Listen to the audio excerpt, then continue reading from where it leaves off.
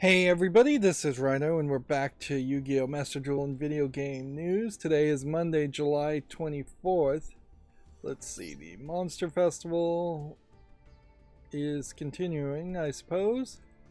And apparently we have a World Championship happening from August 4th to August 5th with 8 teams.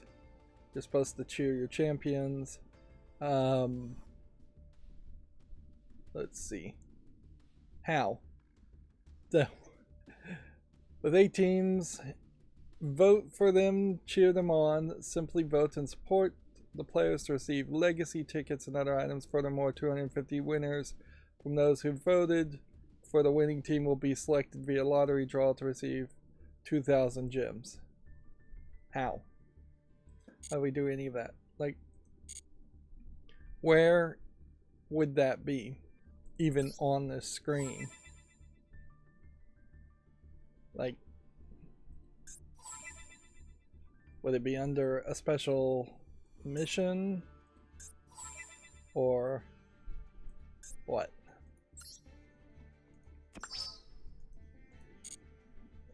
So over the weekend I did manage to get some recording done and playing Shadow of the Tomb Raider. I also watched a YouTube video covering Tomb Raider a little bit more, just the history of Tomb Raider, and just trying to better understand what I've missed in those old games, and at some point also learning that this most recent reboot of Tomb Raider is actually the second reboot, so there's been 3 different timelines that they're potentially going to try and merge together. One of the things about my YouTube channel, though, I will say, is there's not, for the 3 hours I stream, for the sometimes 4 hours I stream, there's never an average view duration that's anywhere close to that. I'm getting maybe 30 minutes, if not misreading that to 30 seconds. So I am losing people just as I'm playing Yu-Gi-Oh! Which really makes an argument to stop playing Yu-Gi-Oh! I want to see if there's perhaps a better way to get into more action. Yeah, there's no way to vote. It's not in the duel. It wouldn't be in the deck. It doesn't seem like it would make sense that it would be in the solo. So we'll check Duel Live, just see if that happens. No. So there must be some kind of other notification thing that's happening, and this is just telling you it's going to happen, which it's a bad call to action if you actually call the player to do something such as voting and then they can't immediately do it, and you're just encouraging people to forget that. I just realized that the fairies and monsters icons were there in the logo. It would be helpful if that was a little bit bigger for my eyesight, looking at the TV 8 feet away, which is too far away, certainly.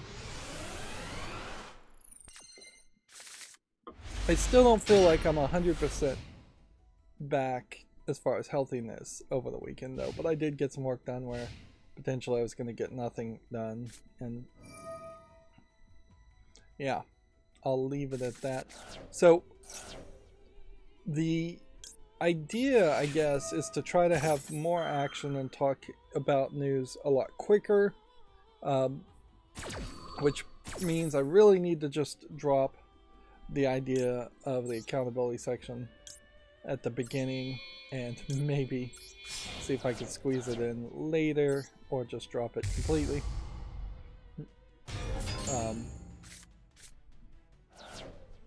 The problem, of course, is your average view duration is always balanced between the people who get on, accidentally click on a video and then immediately click off before they've heard one word you've said, seen one bit of footage or imagery, there is a possibility, certainly there's people that hop onto these streams and they go on, they'll face cam and then leave immediately. Or I was not really looking for Yu-Gi-Oh! Or I was only looking for video game news, or I was only looking for Yu-Gi-Oh! Or they hear you talk and they were looking for no commentary Yu-Gi-Oh! Gameplay. Those are all possibilities, of which I'm sure there's many, many more. So, Twitter drama really doesn't have a lot to do with video games, but video game companies still are using Twitter quite a bit. And Elon Musk, I believe this is the second time now, has decided that he wants to change the parent company name of one of his companies. Originally, he wanted to change PayPal to X. Now he's apparently changing Twitter to X, which some people certainly could mock him for that, saying that, well, he's just obsessed with having a company named X. It is also possible that a lot of the work had already been done as far as just acquiring the rights to the name X, or that there is a real value in potentially having something just labeled X.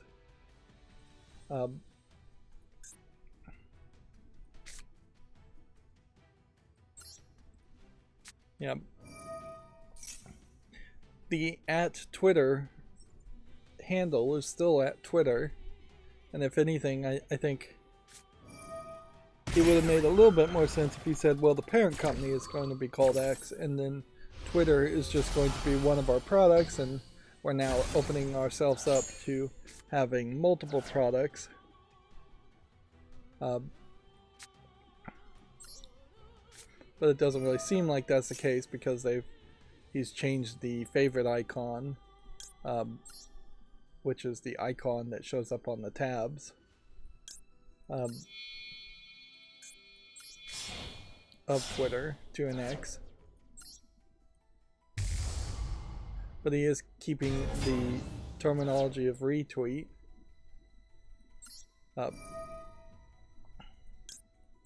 It seems.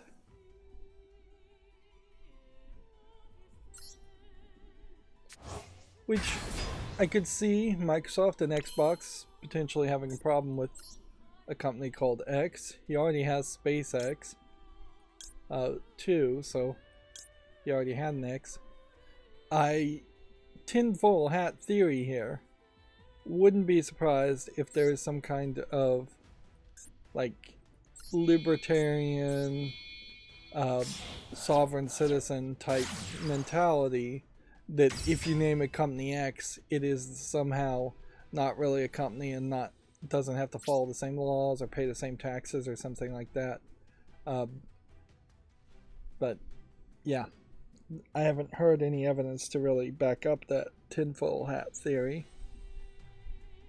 But yeah, guess I have to just end here. Nothing I did beat this card. So I'm not getting back into cosplay per se, but I did want to ask this question as we see this. Is a generic character in an RPG like Fallout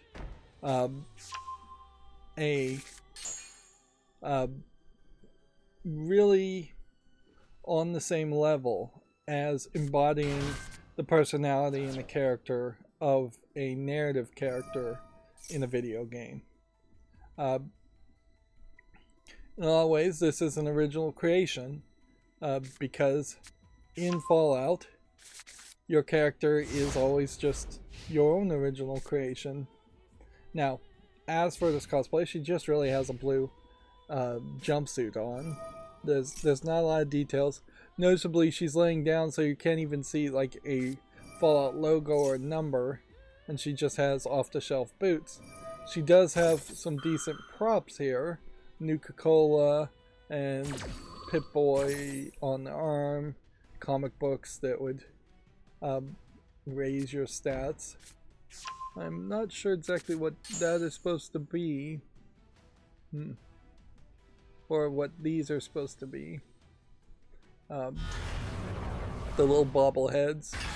Which really, that's just Fallout 3 that you collect bobbleheads, I think. I don't think you collect them in any of the other things. But when you actually look at the outfit, the stitch work is fine, but nothing particularly special. And the hairstyle with the bandana is not something I think I've ever really seen in Fallout. And then painted nails. Here's some bottle caps. There's more props along a bobblehead. Although, if you told me that this was just a CGI bobblehead added after the fact, I'd really believe you. Otherwise, this is also probably an off-the-shelf collector's edition of Fallout 3 item. It's not something that was really made.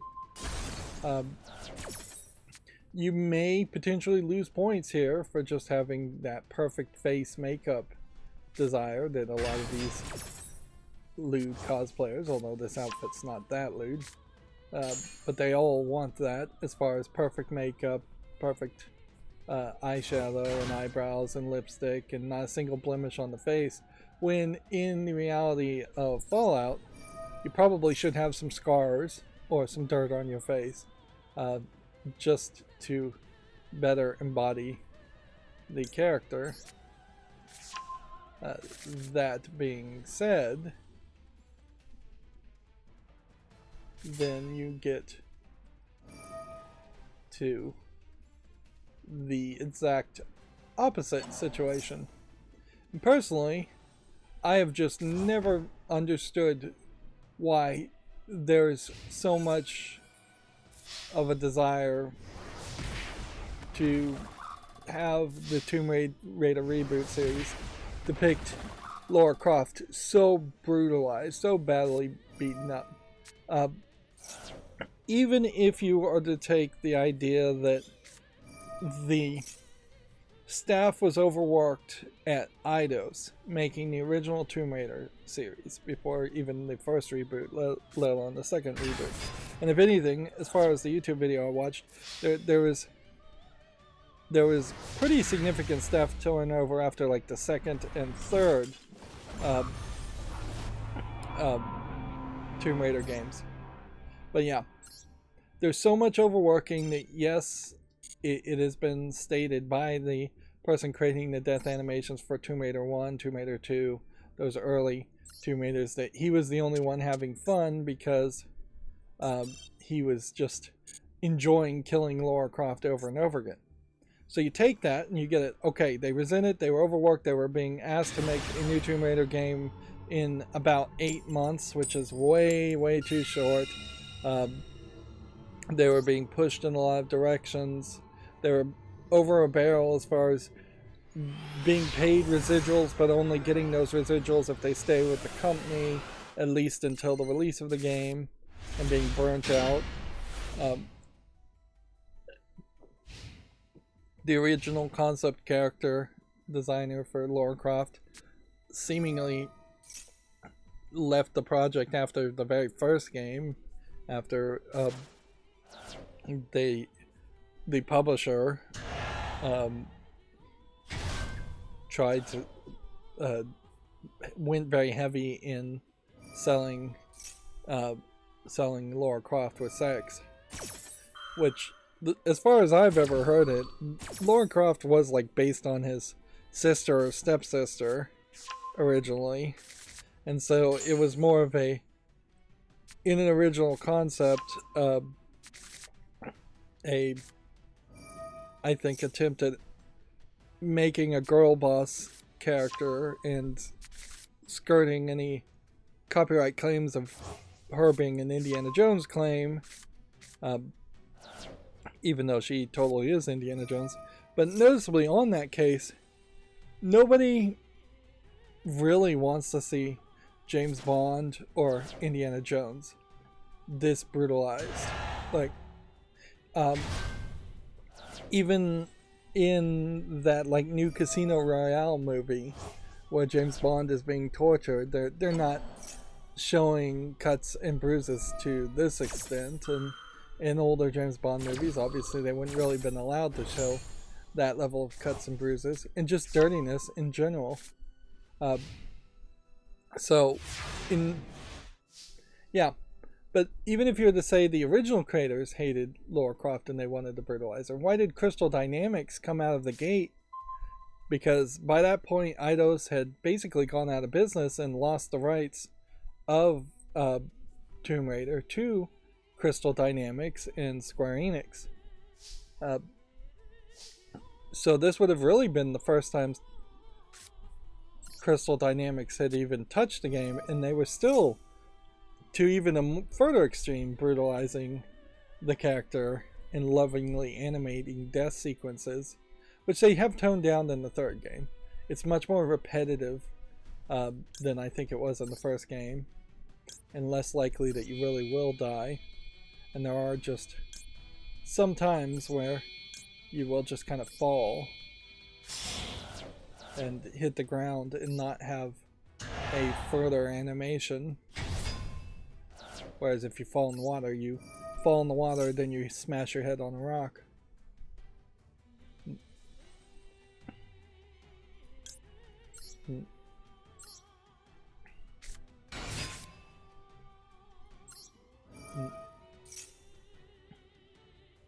Yeah, but I definitely just don't get it.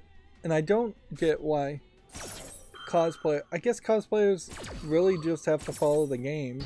Otherwise you are creating your own character. And inherently, I think, particularly when you're talking about Lara Croft cosplaying, I think you get significantly fewer people willing to do this amount of effort to be this detailed versus somebody who would just prefer to do the old Lara Croft in the green tank tops and the hot pants and the shorts, which would get them as much attention. But yeah. As for this actual picture, though, you really don't have a great background here. You got decent climbing hook prop and an outfit that takes a different level of skill to have that level of distressed and stained. But yeah, if you told me this was a full CGI render, I might very well believe you, even in the character. There's also, it seems, a fairly wide inconsistency on what hair color Lara Croft is. Like, seems to be mostly dark brown, maybe black hair, but I feel like there was at least one game where she was a blonde. And then they've had a wide variety of voice actors, and in a lot of ways I think the problem with Shadow of the Tomb Raider is more that they've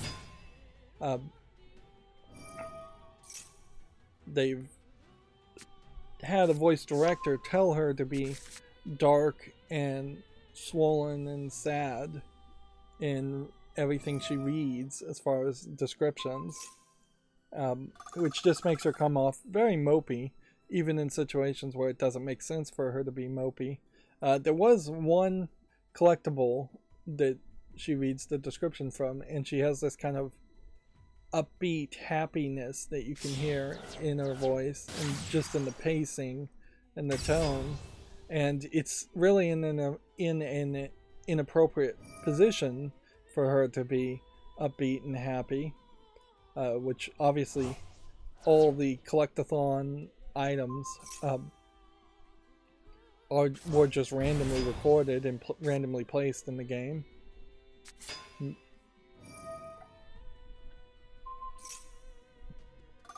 What really they could do, well, is have a reverse BioShock voice recording element in the Tomb Raider games. And this is potentially something that should be in a lot of games. And by that, if you, instead of staying in the menu and disrupting the game flow, you should have her pick up a a parchment, something she's translating, something she's documenting as a researcher, which is what she calls herself, um, and have her just pick up that item very quickly, and then have her record into like a Bluetooth headset a memo about it as part of her archaeology research that would be sent to a museum or other scientists later on. The difference there is then you can have the walk and talk instead of the stand it still, go to a menu, look at a 3D model that sometimes you can spin around, but usually the 3D models in this third game are just getting repeated, and they're just not visually interesting enough that you'd want to sit there and just spin it around for fun while getting 2 or 3 paragraphs of text if it's an important item, or a single sentence of text if it's an unimportant item.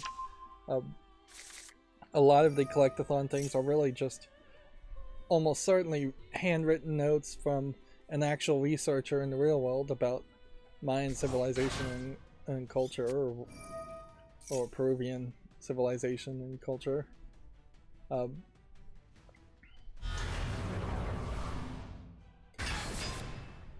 But yeah, it is incredibly game flow breaking, and then the other mechanics in Shadow of the Tomb Raider just do not overlap particularly well. You hunt to get resources to upgrade your weapons that don't need to really be upgraded, to potentially hunt some more to get more upgrades. But when you upgrade a weapon, you're not getting any XP, and when you hunt animals, you're getting a minimal of XP. So you have just that small overlap, small little sliver of a circle of an overlap with the idea of XP. You get XP to get skills that mostly just give you quality of life improvements, although some of the later skills actually do unlock whole new secondary bullet style of options that you'll never need in the game, because obviously the game was balanced so that you wouldn't have those options, and honestly it would just make a lot more sense for them to not exist. It does make sense to have the fire arrow and the fear arrow and the poison arrow. It doesn't make sense to have a explosive concussive bullet, or booby traps you can put on the bodies of corpses. It constantly wants to push into a third sphere of gameplay of a stealth killing game, and it gives you several stealth killing sequences that you really are just going to fumble through. There's just not a lot of chance that you're going to pull things off and stealth kill everybody in a room without alarming somebody. Maybe at the very end of the game, maybe in a new game plus. But taking all my complaints aside, I also have to admit I'm obviously not the target market for this game, because I'm looking at the achievements, and obviously the people who are playing the third game in this most recent Tomb Raider reboot have stuck with it, and they've gotten good, and the amount of people getting to the story mission and all the way through the story mission is very high. The amount of people who are getting to the side tombs is fairly high too.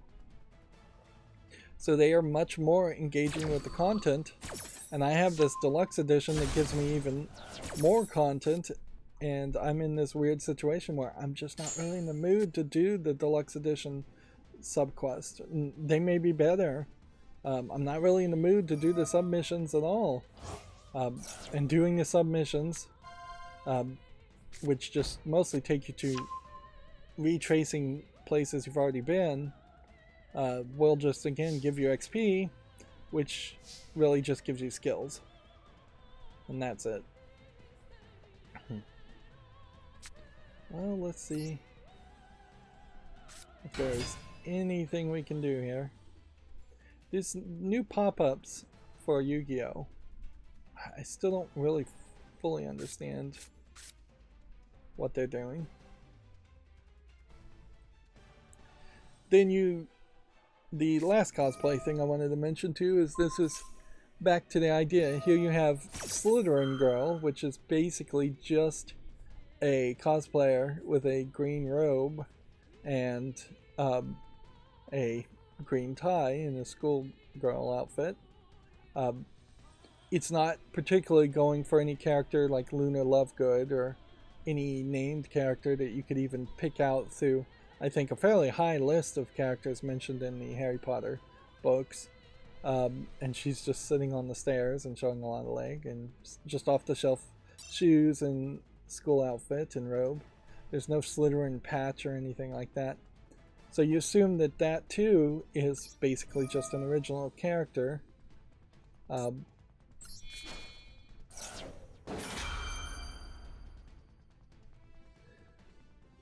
It's my understanding that original characters tend not to really win in cosplay events because they're just not recognizable. Although, is cosplay really even supposed to be a competition, or is it supposed to be your own personal self-expression? And how much of that self-expression is a self-expression of showing off your body versus showing off your costume designing skills?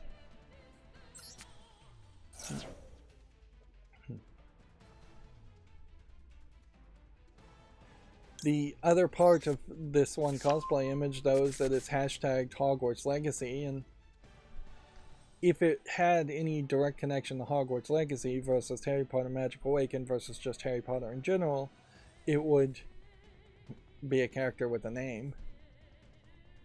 And that's just not how it is. It just says Slytherin Girl, Slytherin, Harry Potter, Hogwarts Legacy, cosplay. So, yeah.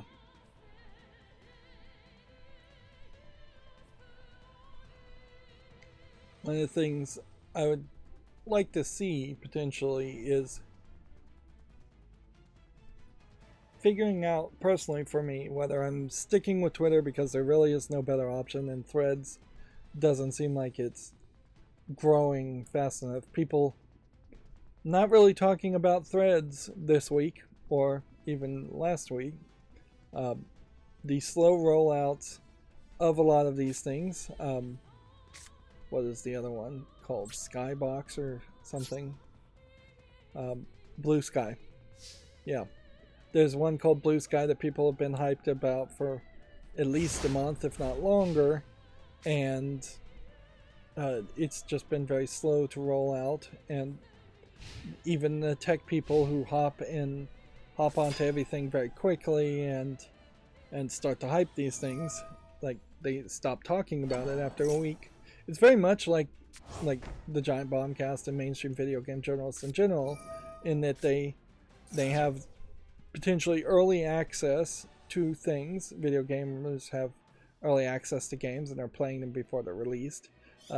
Tech journalists have early access to things like Twitter, Blue Sky, Threads, and talk about it for a few weeks. Then they get bored and they move on to the next thing because their entire business model is around talking about the next newest thing.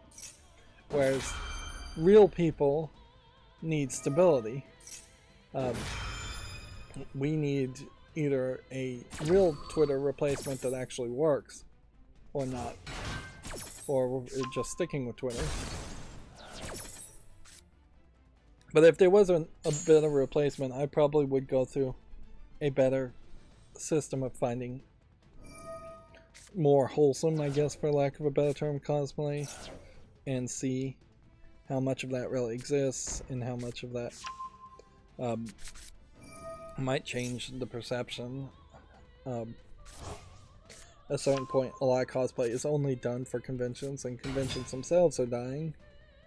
Like, it is really a hobby that's very time consuming. You're going to spend 6 weeks to 6 months, if not longer, making your costume for one annual convention.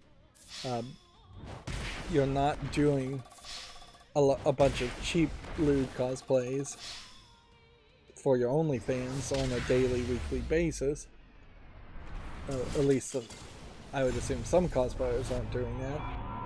There might be quite a bit of overlap of cosplayers that go to conventions also supplementing their hobby by doing OnlyFans. Guess we'll try this one. We're pretty much just not winning with any of these. And so it is going to be a slog just to get to this point, let alone any further. So this is like the 30-minute point where I lose people, which in most cases this is usually when I'm not even talking about news. Apparently a Borderlands interactive streaming service has been announced. Borderlands Echo Vision Live is in development at the studio behind Silent Hill Ascension. I almost wonder if this is a attempt at something more like, could you have something like ChatGPT make an infinite interactive cartoon? We are much closer to that idea than I think I would have said even a year ago. But with the Borderlands animation style, having those 3D models in there, it really would just come down to being able to tie a powerful enough computer to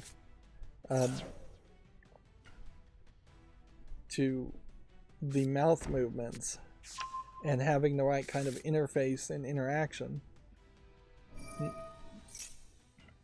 But eventually it does feel like you're probably just going to have a camera or a microphone in front of a TV, and the kid is going to watch a cartoon and then tell the cartoon to do this or do that, and it's just going to do it.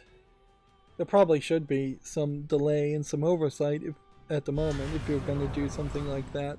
And so I assume it's much more realistic here that this would be more like a branching path visual novel where it still is narratively driven and written, and you'll have a few different decisions.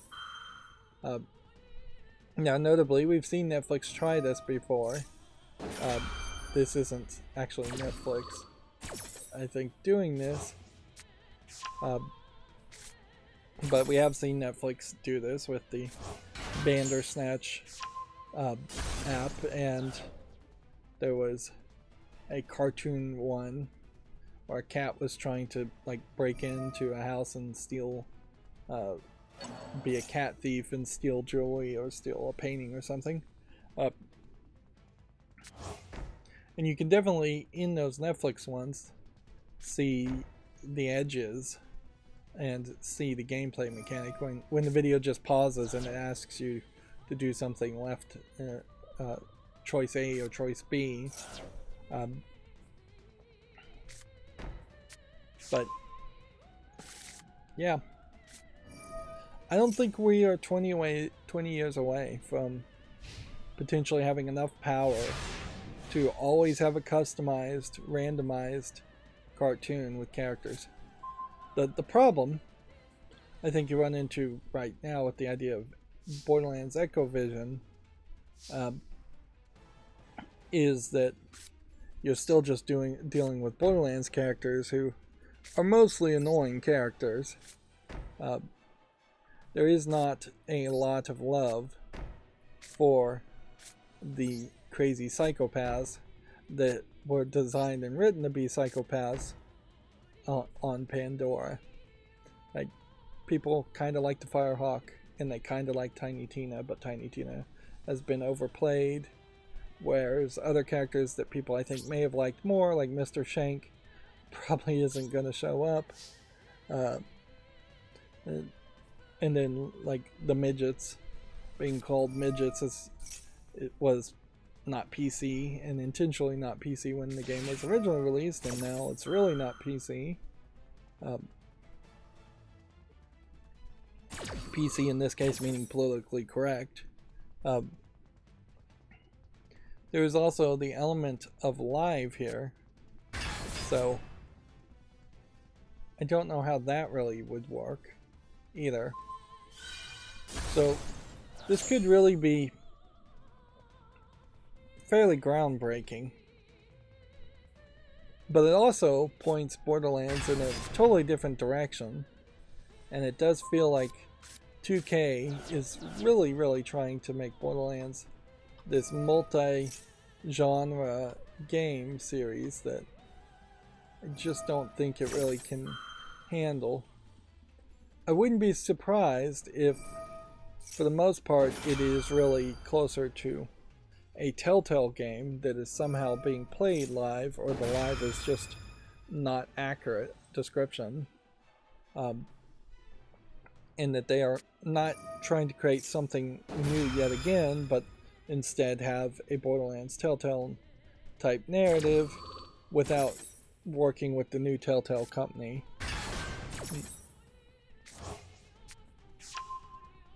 Although we have not actually seen any good writing around Borderlands since the Telltale game.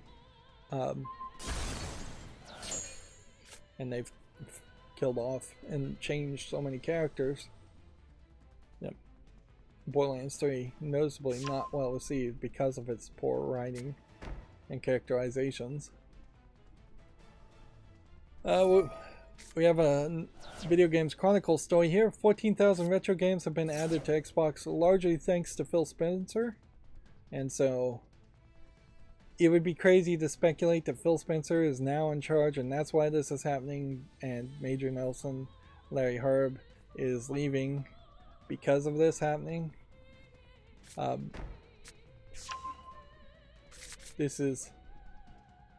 like to get an actual quote here as far as why it's largely due to Phil Spencer. The in-stream studio head Mike Roos said the creation of the Xbox app was mainly due to the involvement of Xbox boss Phil Spencer. My background has been running studios and making AAA games for 23 years. I set up a London Xbox development studio back in 2012 and had good relationships with a large number of people in Xbox, including Phil Spencer. When I went to Antstream, a lot of focus had already been on trying to get on things like smart TVs, and I said, look, we need to get where the gamers are. Okay, so the personal relationship, or professional relationship, take your pick, between Antstream's head and Phil Spencer created a relationship that later on was helpful in the creation of this Antstream app. There is this problem, and I look forward to seeing anybody solve this. Perhaps it could be Antstream Arcade, perhaps it's someone else. It's definitely a problem that's been tackled and attempted several times before. But even if you're just running ROMs on your Steam Deck on your computer, there is always this problem of there not being a good way to add 1,400 or 10,000 or 67,000. Like you can get somewhere between 60 to 140,000 ROMs on a computer pretty easily if you just want a complete collection, or you want a collection in multiple European versions or multiple languages. If you're including a lot of Commodore 64 type or ZX Spectrum games, things you probably wouldn't have ever heard about or particularly cared about, you almost certainly want closer to a curated experience, closer to 1,400 games. But yeah, 1,400 games can be achieved in a couple different ways. You can try and get every single NES game, and then you're going to have 600 or 700 ROMs alone just for NES. And then when you start to say every NES and Super NES and several select arcade games and several select Master System games, you still get up to that 1,200. But those are all very, very big numbers compared to a Steam library, which at the best case scenario, if I was just to estimate, I probably have purchased less than 3,000 games on Steam. In fact, instead of speculating, let me just bring up Steam Library and see if it shows me. Let's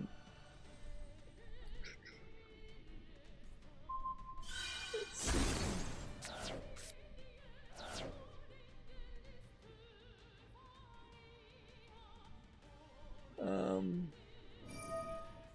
Profile might be very much on the profile. Yeah, here it is. So just on my Steam profile, which I still have like Google Plus here, Twitter, Facebook, Tumblr. Not really doing anything with that, but the number of games I have purchased in total on Steam that are in my library, purchased or not, just that I own in my library, is 1,430 games. That also is not including, I assume, 965 bits of DLC, which that really highlights on that ratio as far as just how much DLC has infected and ruined video games. And on my wish list, which is definitely not a collection of all the games I really would want to play, it's just a collection of games I might want to play, and I still would have to decide whether I'm actually willing to pay for it or whether I have actual time to play those games. But even on the wish list, I only have 4,078 games. So the totality of what I potentially could play in my lifetime at the moment is close to 5,500 games. So that's the real split there. When I own 1,400 more modern games, and then you can very easily get 1,400 retro games. How do you, when working with those big numbers, how do you make a library that depicts that, or that sorts that information out well? How do you manage a library like that?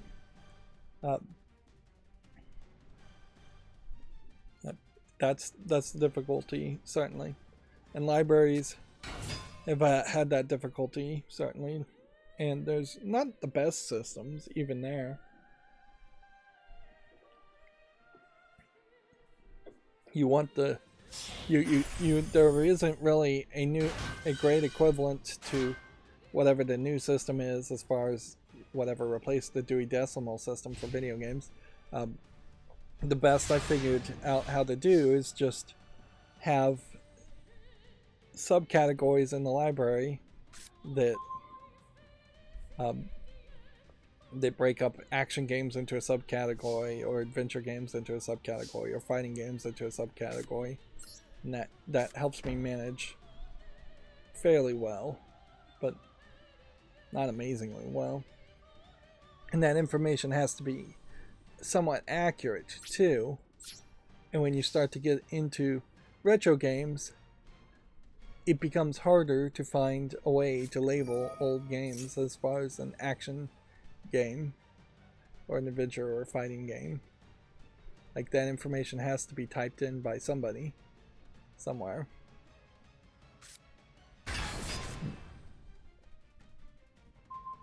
Information overload, I suppose, is just a real problem in general as we go forward. And one of the things that is hurting the internet, in my opinion, right now, is that information overload has just pushed a lot of people to curated experiences and oligarchical experiences, where it is a big corporation like YouTube that has all the video. So if you want to watch video, you go to YouTube, and then you just submit yourself to the whim and the will of YouTube as far as watching their ads and what content they want you to see. Even in trying to make Twitch has failed to convince people to say Twitch is the place you go to watch people play video games, and YouTube is the place you go to watch people do other things.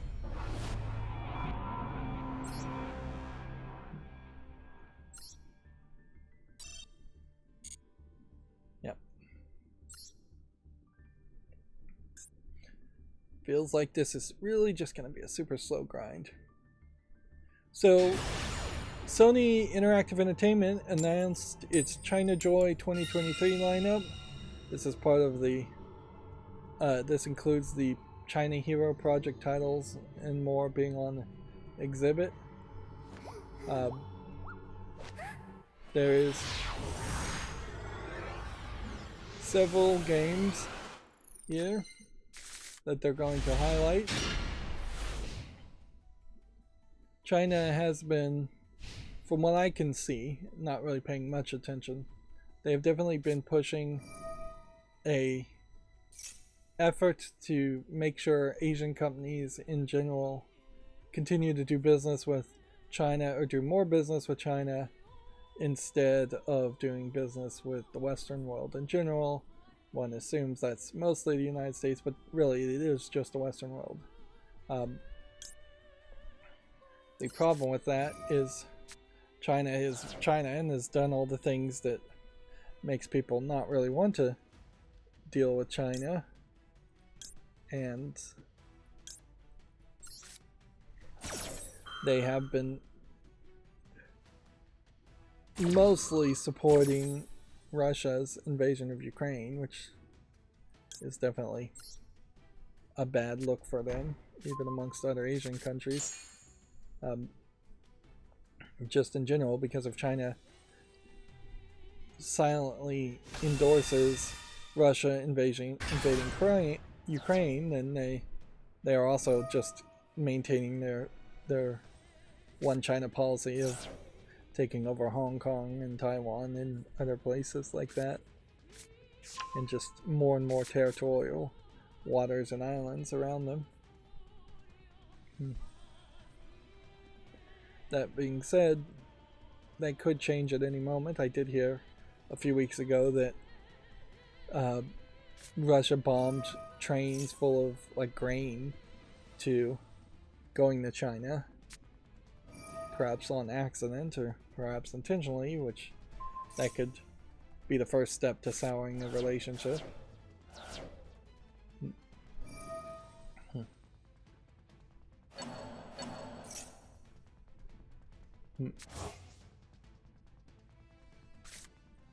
Speaking of souring a relationship, though, as I've mentioned in the last stream and probably the one before that, my favorite lewd gacha collectathon game, Destiny Child, where you have live 2D swaying back and forth anime girls, is coming to end of service in September. And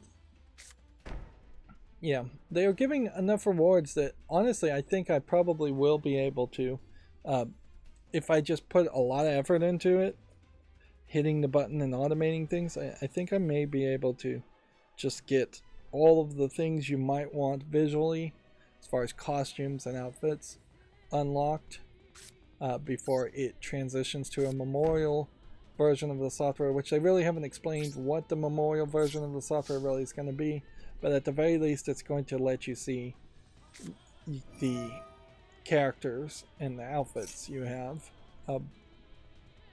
Some of the extra outfits like the spa, I assume, will also be unlocked, but you may not be able to continue to interact with the spa in such a way as to unlock new outfits.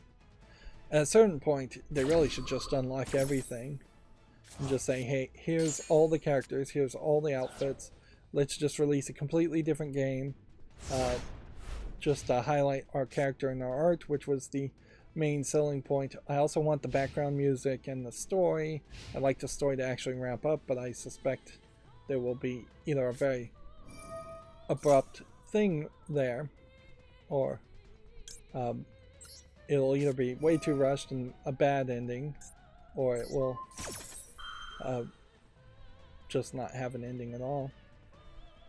Now, notably, from what I've heard, as people are talking about the end of service, is one of the reasons why Destiny Child has survived as long as it has is that the CEO of Shift Up was very much a fan, if not the artist who created some of the characters in the game.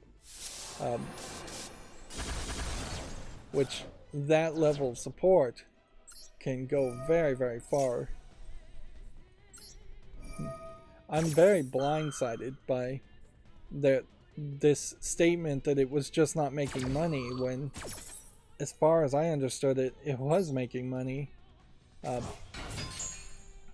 But inherently, I put a post on the Destiny Child Global subreddit as far as just what is your tinfoil hat, like this is just a little bit of fun type post. What's your tinfoil hat conspiracy as to the real reason why it's being shut down? Because I am a little blindsided by the idea of them saying it's just not making money. The monetization on the storefront was really bad for people who wanted to pay only a little bit, or who would not want to pay anything and be a free-to-player, which in fairness I was, so I was definitely part of the problem. But you would think if every month they have multiple $100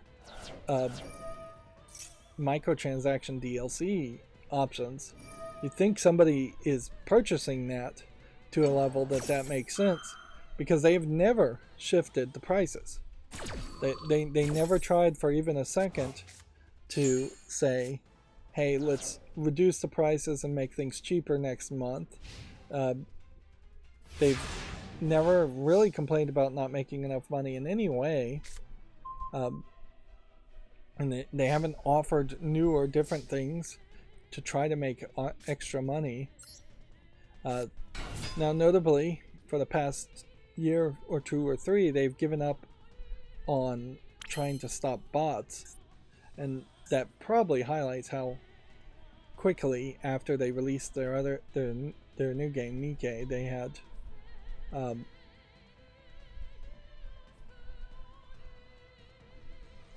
yeah, I think they very quickly had planned to destroy Destiny Child and stop supporting it after Nikke had come out, and they just didn't want to admit that on day one of the release of Nikke, Destiny Child was effectively dead in their minds.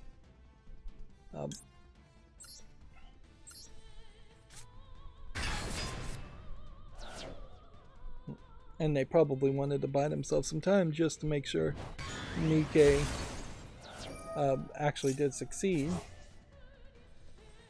But my irritance is really with Reddit, in that I made that post and put out a couple starter suggestions. And while my joke comment got upvoted enough,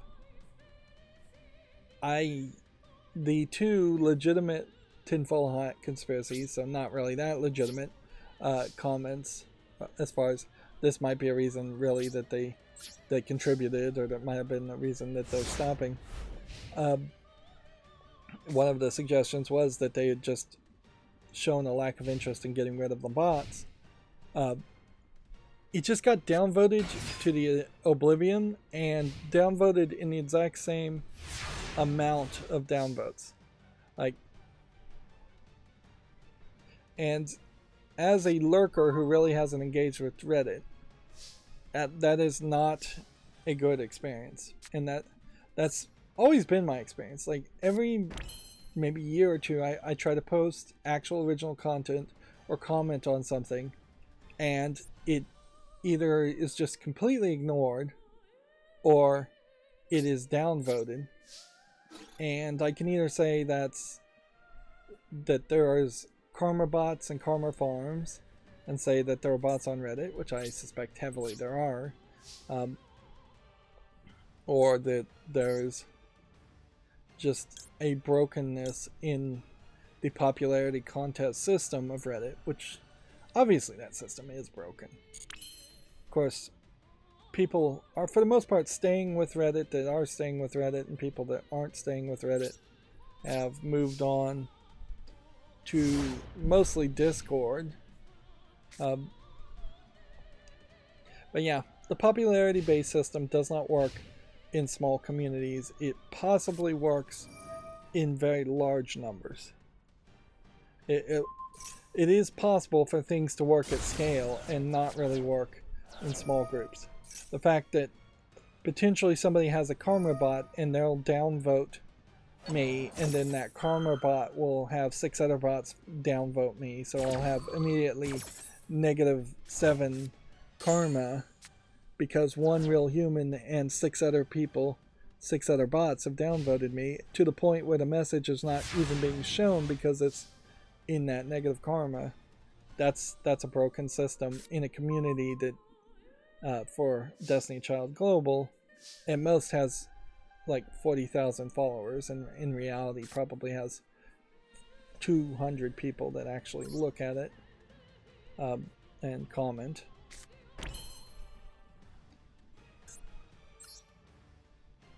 Yep. Can I attack here? No.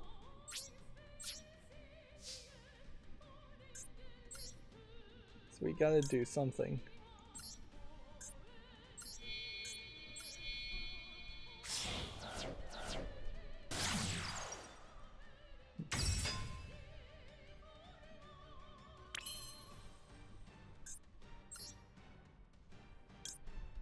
See if this does anything.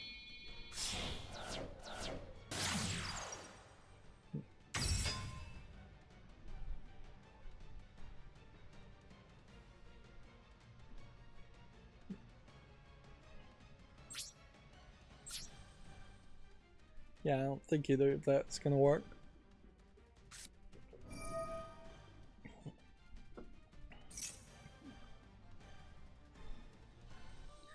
I imagine, I guess, if you're gonna make a new Reddit type website, you need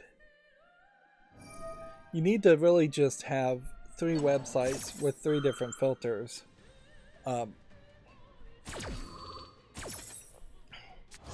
Right at the beginning. Something as blatant, and this would require people to actually be honest with themselves, where they say something where you could say, I'm a free speech advocate, I want to see all content, including disgusting and potentially illegal in my country content. Illegal content still should be flagged, but I'm no narc and I'm not going to do it. Versus, I am not a free speech advocate, and I want to see censorship around what generally is defined as hate speech or disgusting speech, and I'm looking for a happy time and no conflict and no negativity. Versus, I'm extremely left-leaning in the United States, and so I want like democratic left-leaning, which is really still just center-right or center-left. So I want content that mostly agrees with me on that. Or I'm right-leaning Republican in the United States, and I want that. And potentially then would say, actually I'm a libertarian, so I'm even more right-leaning. Or actually I'm an anarchist, or actually I'm a communist, or actually I'm a socialist. Like, if you're actually, a lot of people do describe themselves or get described in that way. So, sure, probably would have been helpful to activate that card later. But yeah, if you started from that perspective and there was just some filters, and maybe you don't go the political route, maybe you just go the conflict route. Like, because the Reddit system itself does highlight controversial in that people are upvoting and downvoting.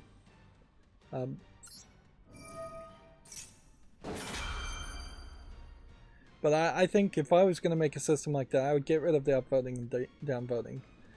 get rid of the idea of a direct democracy when there's no protections around that direct democracy from bots, from cheating, from manipulation, from mods who are not part of that direct democracy at all. They are above it. Obviously, they can take down, edit posts, things like that.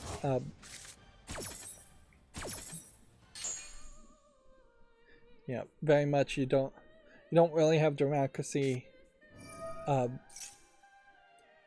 real democracy in the United States when only people in the Democratic or Republican Party can really be even listed on the ballots to run. You have a two-party system at that point, and it's whoever the two-party system selects is who you're voting for.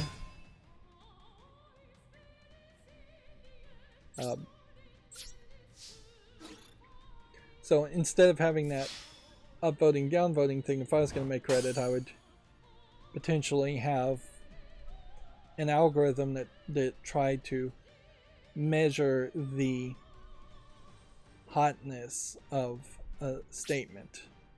And by hotness, I mean, is this an aggressive statement? Is this a controversial statement? Is this a statement that the algorithm thinks people would agree with? Or and at a certain level, I guess if you made a top level statement and said nothing, then the statement should just be considered a neutral statement. Then if somebody replies to it and says something, then they should be, after typing in and actually contributing something like even if it is just I disagree, then that statement would be used to determine whether the top level statement is controversial, and it would be considered a contested, slightly controversial, because there's one disagree for one neutral statement that obviously the poster agrees with. And then if there was 5 people that say they disagree and put comments, then you would see that it would be a mostly disagreed with or an overruled statement by mob rule. But then there could also be a sub comment where somebody says I disagree with your disagreeing, and then that would put the top level back up. And those engagements, particularly if you required people to actually say something and write something, have, I think, a lot more value than just the thumbs up, thumbs down mentality that we see in most other social networks, which there's obviously an idea, and this has nothing to do with video games, I'm just rambling, I now realize, but there was too much around the idea of engagement, where studies that were designed to show that engagement is always good have created this thought in social media sites that they always need engagement and more engagement, when I just don't think that's always the case. I don't think people would have ever left Facebook if Facebook hadn't added extra hearts and thumbs up and things like that. Those are nice features and all, but the idea that you needed that extra engagement really complicated Facebook more than it needed to be, and it doesn't really lead to any more ad revenue per se. And I think that's where the biggest misassumption is that more engagement leads to people spending more time on the site, which leads to more people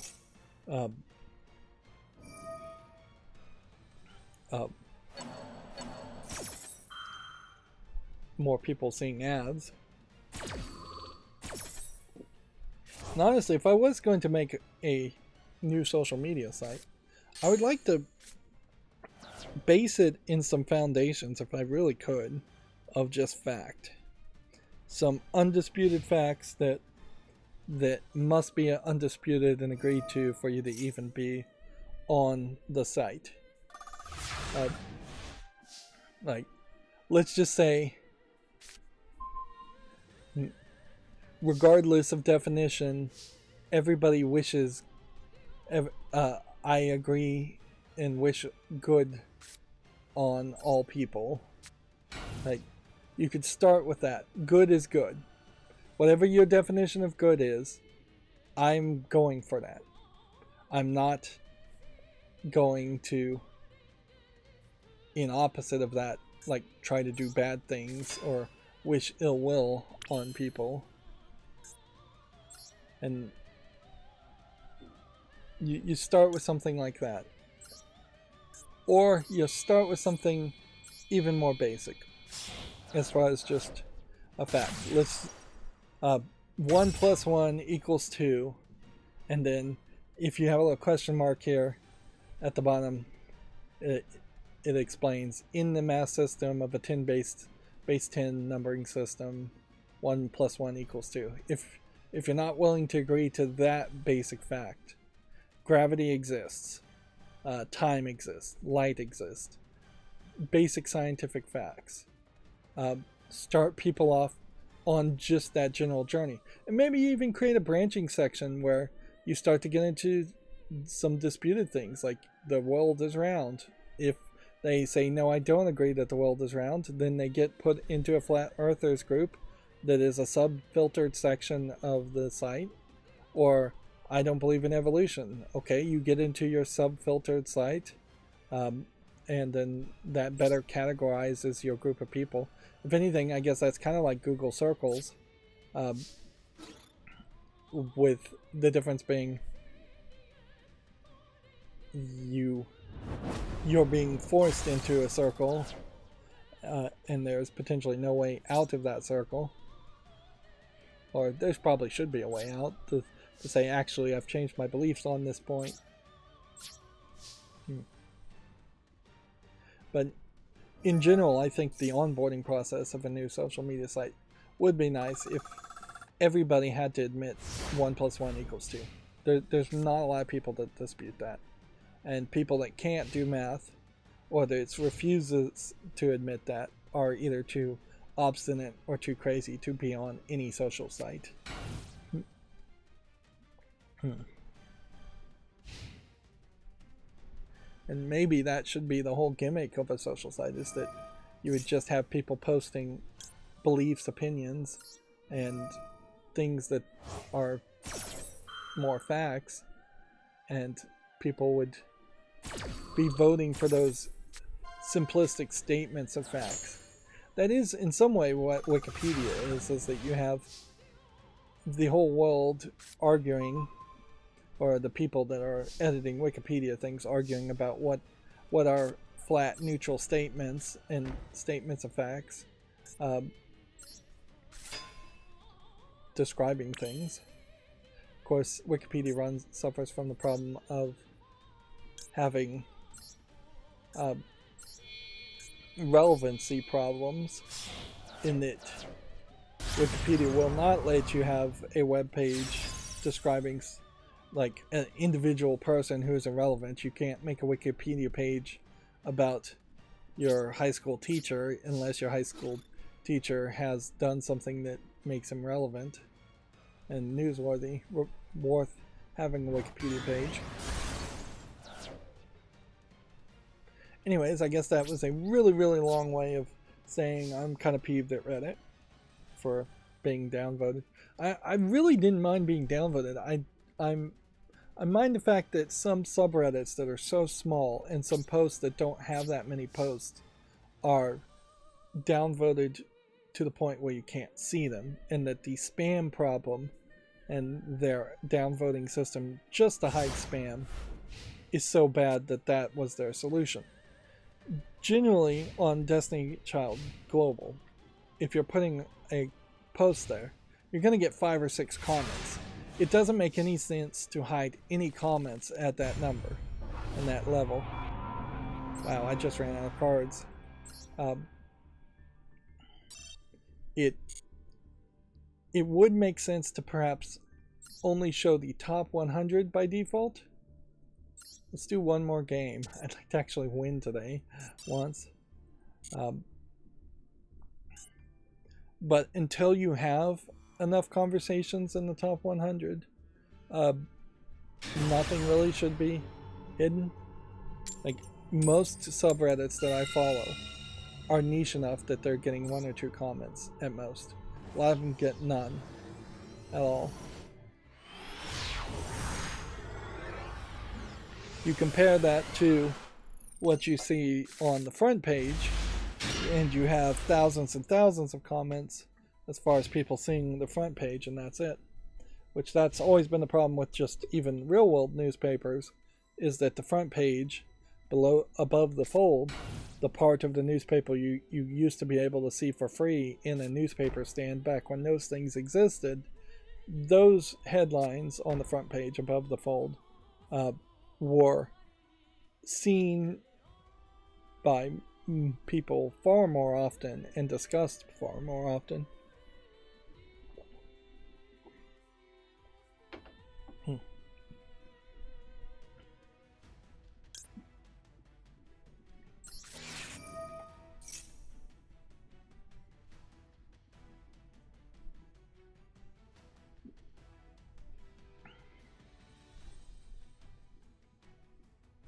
And all of that rambling is just prelude to this Video Games Chronicle article showing that Tencent, the company that also invested in ShiftUp and in part almost certainly helped ShiftUp commit its own downfall as far as Destiny Child is concerned, but also is helping ShiftUp run Nikkei and helping fund ShiftUp make their new game that is a attempt at a AAA game. Like, Tencent is going to become the majority shareholder in the Dying Light studio Techland. Now, notably, what this, I think, highlights, and it's something we need to, as a society, I guess, just admit. It just needs to be said. Video game developers don't have a unlimited bottomless well of ideas for making video games. And they just got lucky.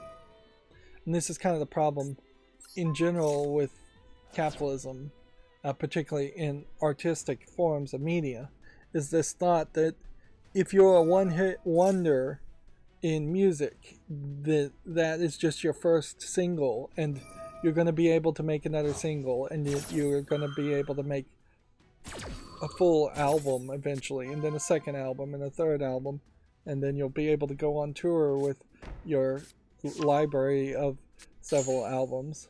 And for a lot of artists, I'd say the vast majority of artists, it's just not true. You may have one hit wonder song. A lot of songs in the music industry in particular are not written or actually created by the singers or the performer. Anyways, and we just need to admit that in video games too. The Bungie creating Halo 1 was able to create Halo 2, Halo 3, but eventually they ran out of steam, and eventually they went and made Destiny, and then eventually they just made Destiny 2 that's barely an improvement, in my opinion, to Destiny 1. And I don't really suspect that Destiny 3 or whatever the next Bungie game that would come out would be much of a different experience or much of a better experience. And we're seeing that over and over again. Ubisoft makes Assassin's Creed 1 and then the Ezio trilogy of Assassin's Creed 2 and its sequels, and then they eventually run out of ideas and they make Assassin's Creed 3 and then have some luck. One team has luck in the Assassin's Creed case. Ubisoft is a big company, you had multiple people working on it, so they have some luck with Black Flag, but then you also have Syndicate and uh, Unity, and there's just a really bad run of repetitive and bad ideas, or bad implementations of ideas in the Assassin's Creed series. And it really, once again, highlights the problem with connecting art to capitalism, to monetization. Artists have really only succeeded well when you have somebody like the Catholic Church just paying somebody to spend 10 years on his back painting the Sistine Chapel. Just rich kings and queens paying artists to make things to decorate their castles.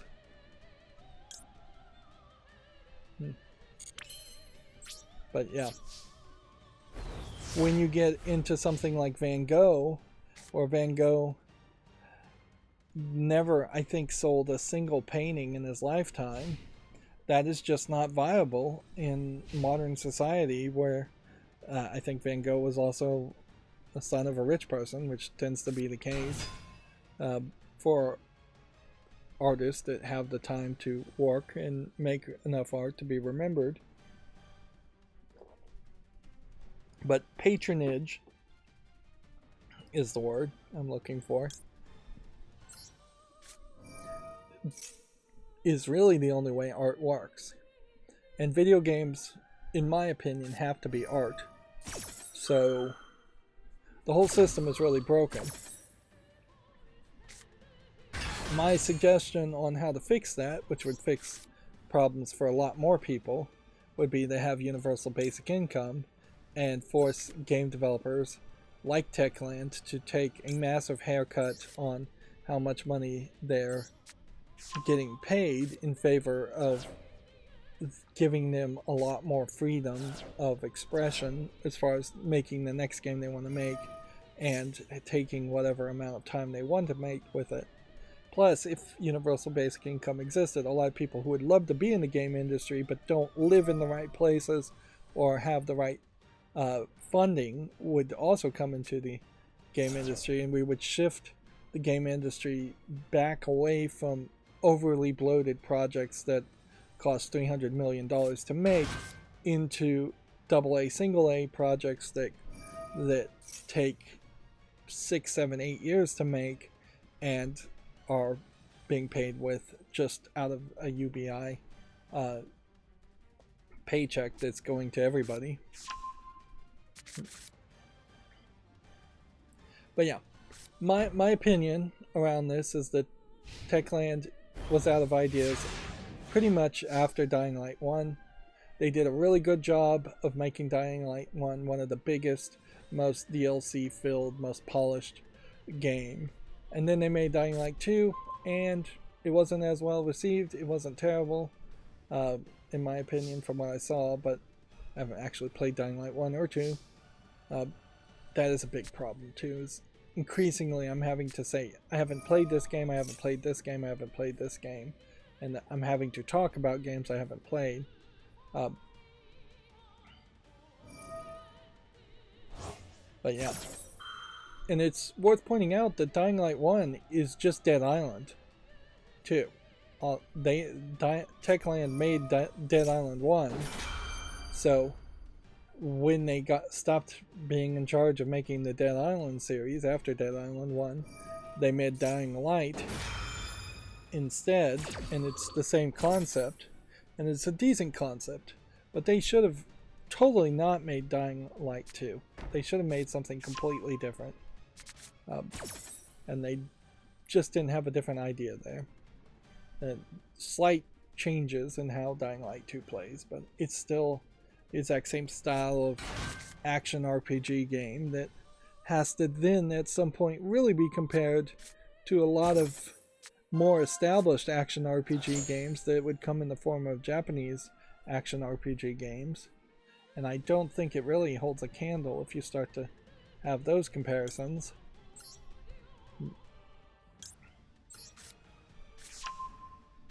But yeah, I think the point I'm trying to make there, though, is that Tencent has been fairly good so far about not making it obvious that they're drastically changing the companies they're investing in. But obviously, any company that invests in a company starts to change the way the companies work. There's just new demands on profitability. There's new demands on schedules, new demands on how things are going to want to be done.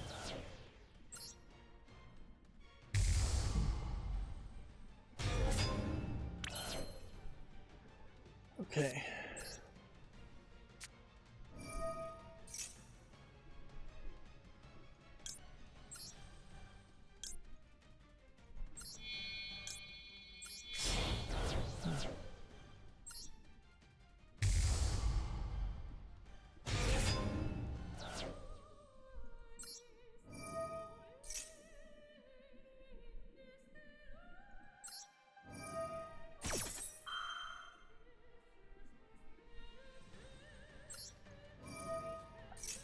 If I had learned what these cards did more.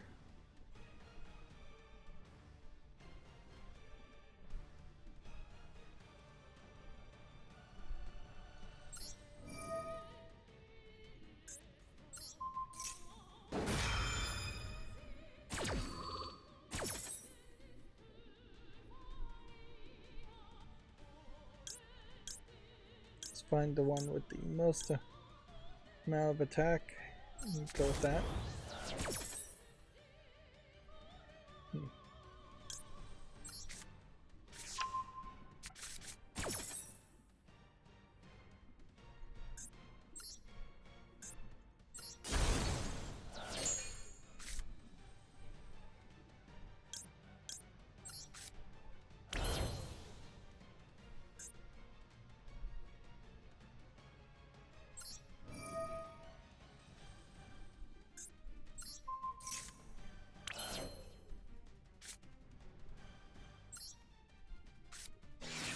Might as well activate as much things as possible.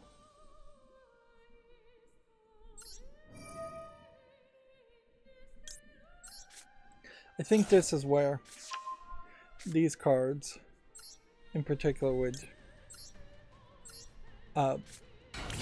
no, these kind of events would do better if you were getting rewards for activating things more than just winning.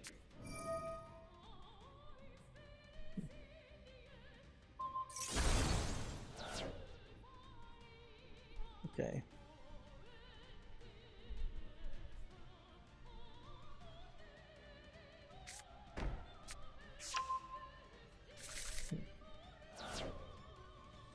I think this card still wins for me.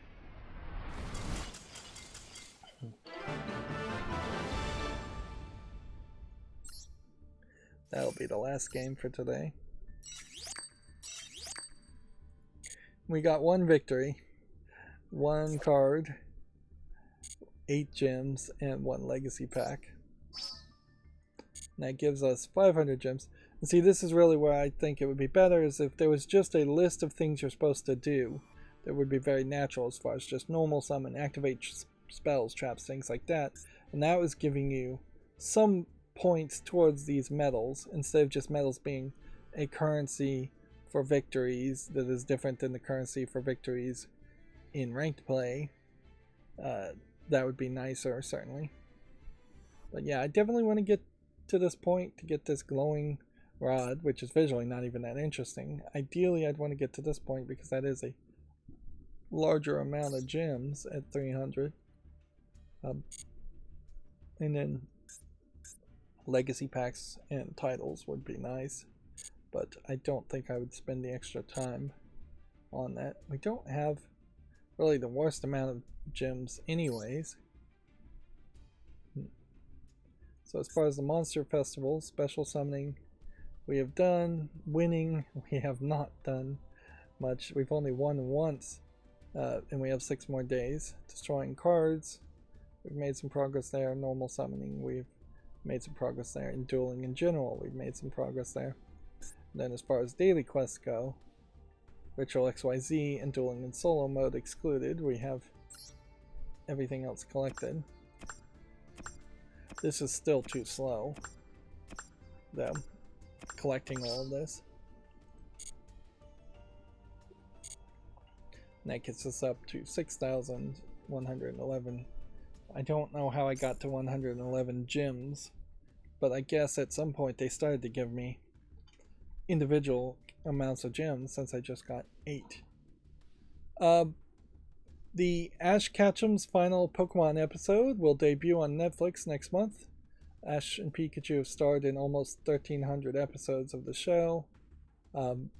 That will be the end of Pokemon in its original animation style, although in all fairness, they've slightly improved the animation style and just the amount of polish and effort put into it, and probably just the technology making it easier to animate Pokemon over the decades. And they've changed his outfit and such. Pikachu hasn't changed too much, but I think he's probably a little bit skinnier than he used to be originally depicted. Ash's outfit probably has changed for the most part. His face has maybe been improved. It is very much, even by the kawaii and moe style, very, very big eyes, very cartoony eyes that Ash Ketchum is drawn with. Big elongated eyes, big forehead, giant head. But yeah, not a lot of detail on the ears and hair or anything. And when they start the new series, that's going to be the new cast of characters. Let's click on that. With a fairly different style. There. You have still pretty elongated eyes and big heads, but I think just a little bit more smoothness, a lot more colorful, and you'll definitely have different Pikachu, Captain Pikachu here, instead of just Ash Ketchum's original Pikachu.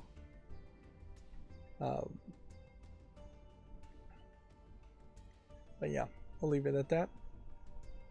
So there's this weird thing in this Komatsu article well, not in the article. There's this weird thing in reality, certainly, where there must have just been more advertisements pushing me to watch Invincible on Amazon Prime that I subconsciously just saw an advertisement, because I definitely was pushed to watch the Invincible Amazon Prime cartoon based on the Invincible comic, and just as I was watching that, I heard that Invincible Season 2 is coming out in about a month or so. As another form of advertisement, a comic book styled visual novel called Invincible Presents Adam Eve has been announced for PC. Now, I kind of would hope that this visual novel either is interactive and not just static, but I'd also hope it's not telling the exact same story as the Invincible Presents Adam Eve content that they've added to promote Season 2. Adam Eve is potentially a character as strong as the Invincible main protagonist is, if not stronger, in a world that is full of superheroes that are definitely not as strong as Invincible is. And if anything, the main conceit here of the Invincible story, which is very bloody, and they kind of don't do a good job highlighting just how bloody and aggressive and violent it's going to get in the end. But the main conceit is, in the Invincible world, it's a world full of superheroes, and that have engaged in a world full of superheroes like Marvel or DC. But unlike Marvel and DC, the superheroes definitely can be killed, definitely can be bloodied, and definitely will have their organs just ripped out and shown as grotesquely as possible. It is a very gory story, not just bloody gore. And even in a world where superheroes exist, supervillains still exist to create that unmovable object versus an unstoppable object crashing into each other, and it's just going to still create a bunch of, that's a bad comparison, but it's going to create a bunch of violence and conflict. And so it kind of highlights where if you were a superhero, it really makes a lot of sense that you're only having the best of experiences if you are invincible, if you are Superman, or if you're the only superhero in that universe, if you're just so far above everybody else. There's a lot of emotional things around Invincible that would be spoilers, but suffice it to say, Adam Eve here is a fairly emotional character, despite the fact that she's very, very powerful, and Invincible himself is a very, very, very physically powerful character, but emotionally weak, and that's the reoccurring theme.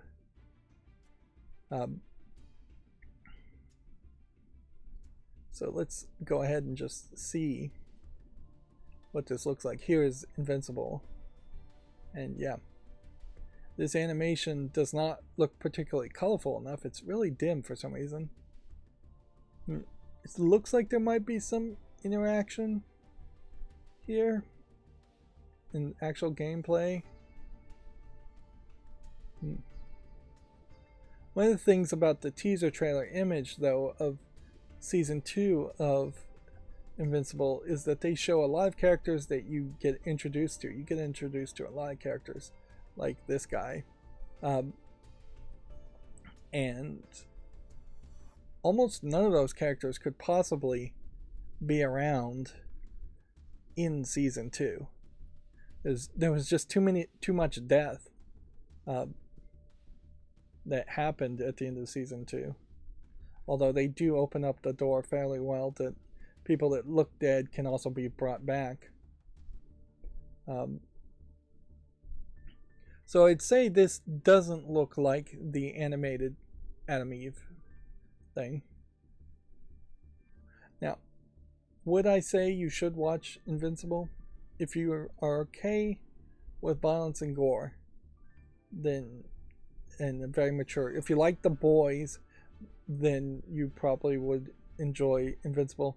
I'd say one of the things about The Boys in particular is that it has perhaps a little bit more cussing and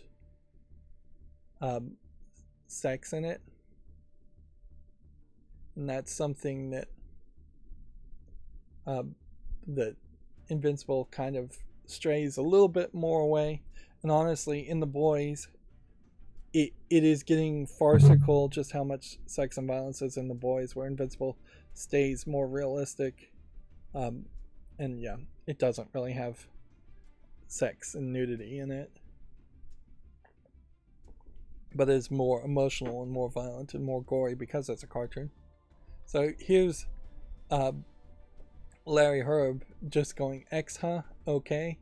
That's pretty much his response. Noticeably, when I reset this, you can see you're seeing this X symbol on Twitter now.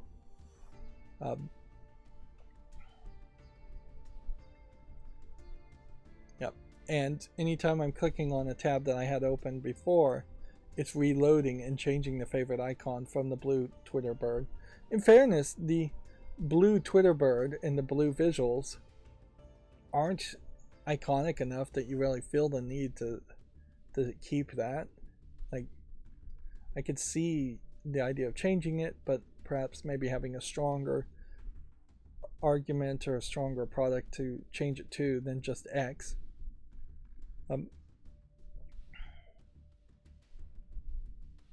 Let's see, what was I going to say about YouTube creators?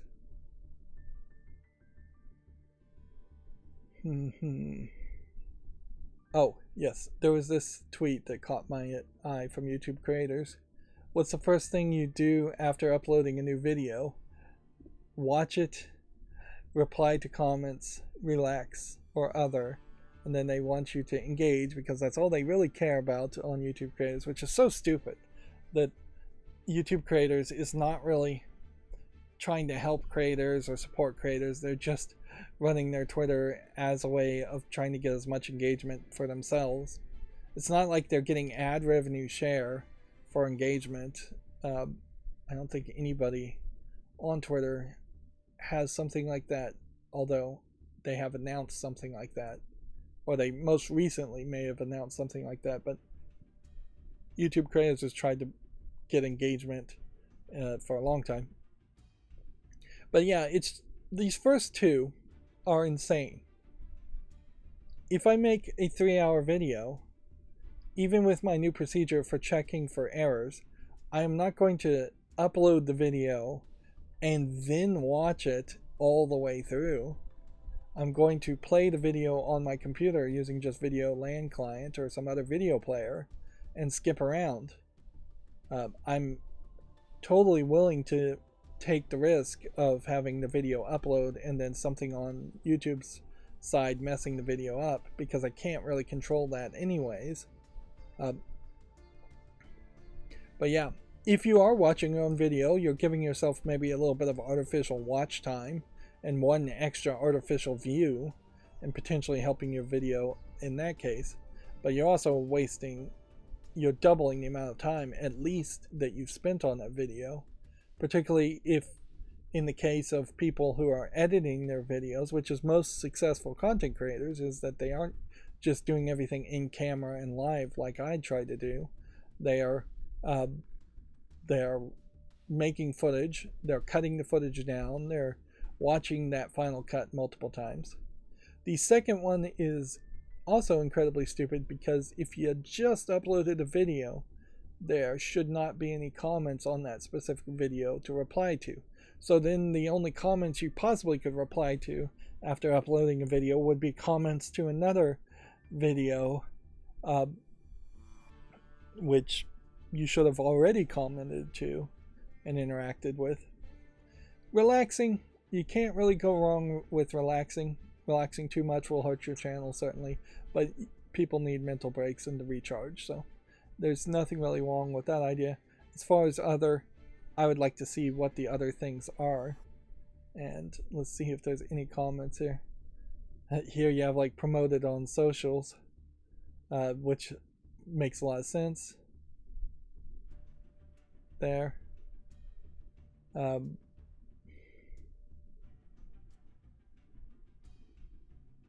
Promoted on socials, nothing nobody watches. That's pretty much true for a lot of content. Refresh the YouTube app to see where it lands on the previous 10. Spam refreshing, hoping to see your first view pop up in an hour. Pray to the algorithm gods. Post the link to everywhere. Fall asleep, relax for sure. Touch grass. So shared on social, by far, is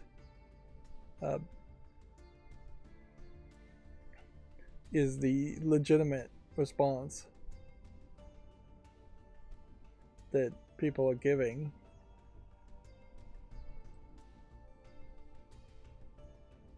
Okay, and so we once again are back to Dan, the sole editor and creator of YouTube Censored Gaming, with his sad story just getting worse. And I find myself more willing to believe his statement. I mean, there's always a chance that he's just become a grifter for some reason. Otherwise, his life just does seem like it is a nightmare, and really, really bad. But yeah, the latest update as to why he's not really making content is that um, has, let's see, like on May 16th, he was saying, it sucks I haven't made so much content, and then by May 27th, I need to break the silence over here, but I will go into more details. May 27th, last night, I had to go to the emergency department and was diagnosed with a large ulcer on my left eye cornea that is also infected. Let's see, he needs eye drops. He's trying to stay positive, but that's not even the worst of it, because then he has come up and said that he was solely surviving off of a PayPal credit, which is just like a really terrible system.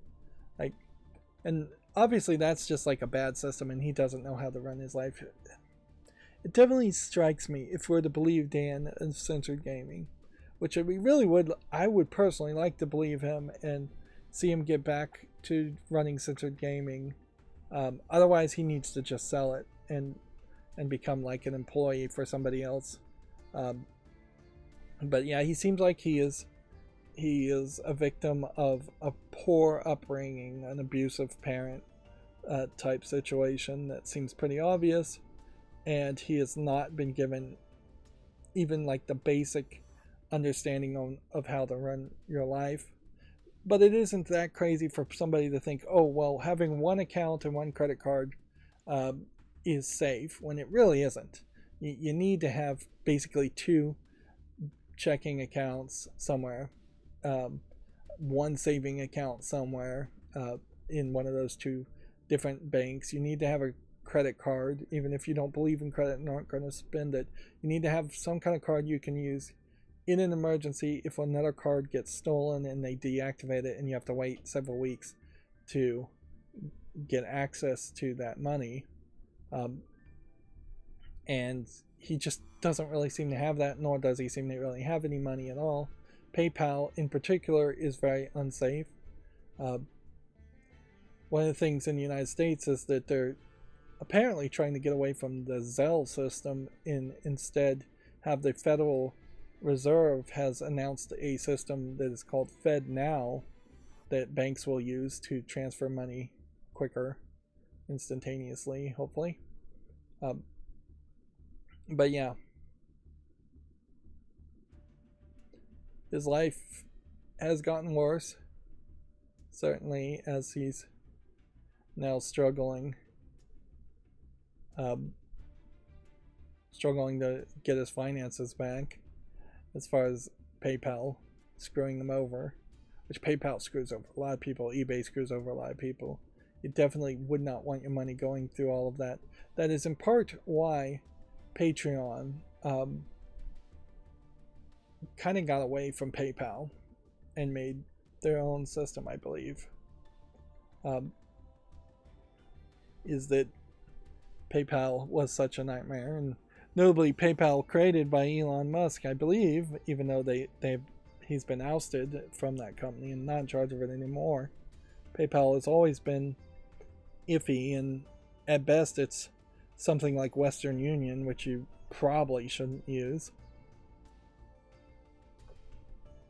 Of course, part of his problem too would be he's obviously just not transferring, or he's either not getting enough money, financial support, or he's not transferring the money out fast enough. And even as far as a YouTube account and ad revenue, if I was monetized and making money, the first thing I would set up is to have all of that money transferred out as fast as possible out of YouTube's hands into a less interested party's hands, like a bank.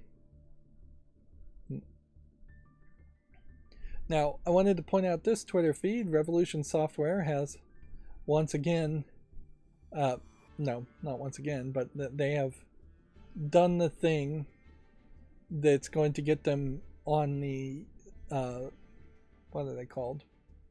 scab list as far as SAG-AFTRA and the Writers Guild of America get on their poop list effectively, because for no real reason they have promoted the Barbie movie with the hashtag Barbie movie, and I assume the Screen Actors Guild and the Writers Guild of America is really making a list, and they really are going to punish anybody like this. So Revolution Software being anti-union, not supporting the strike by promoting the Barbie movie in a small way, and the reason they did it is because they wanted to make a TikTok about their extremely old game, Beneath a Steel Sky,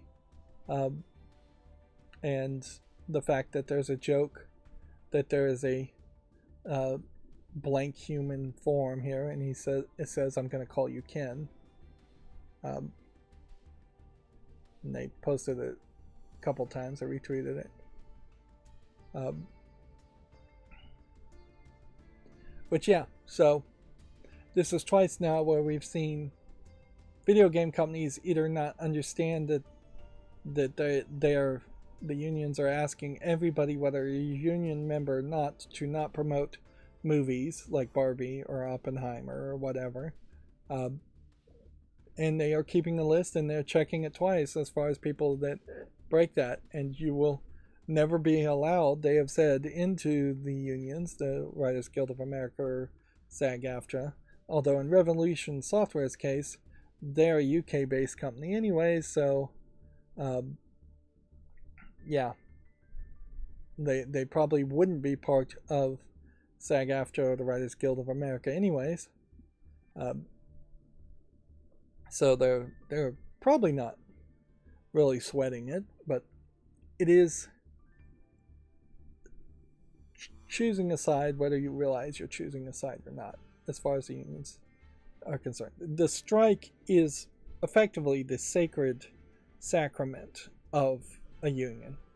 If you're not willing to respect a strike, then you're not really supporting the union or part of the union. You're a scab. You're the worst thing that a union will possibly call you is a scab.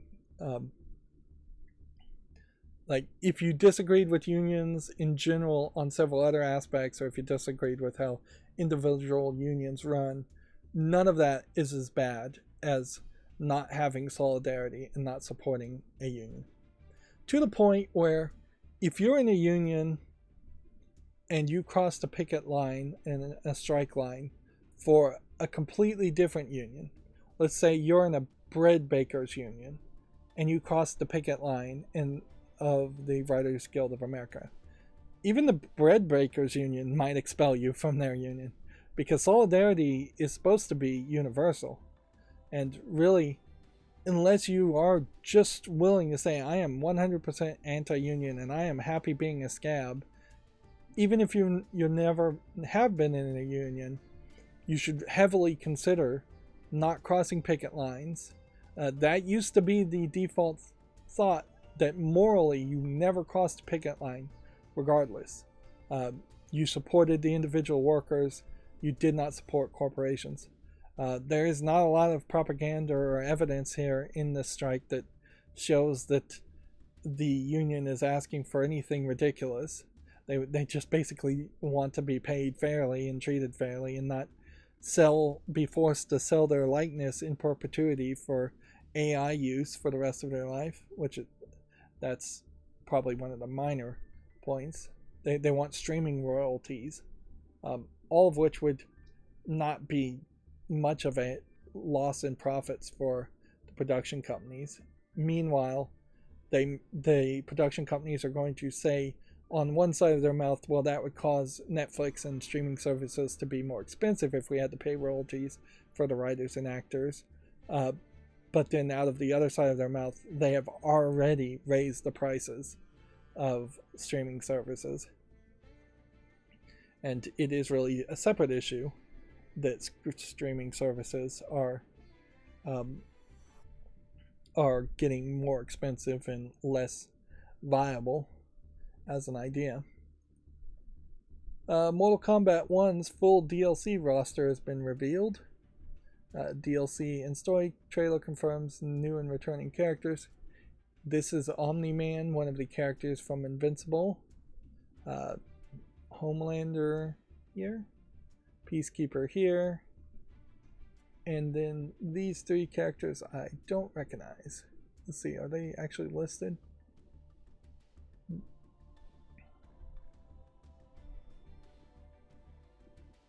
Now, weirdly, I don't think all of this is just like owned by Warner Brothers. But maybe it is. Maybe the boys and Omni-Man and Peacekeeper and all these other characters are owned. I would kind of assume these are just DLC from Mortal Kombat characters.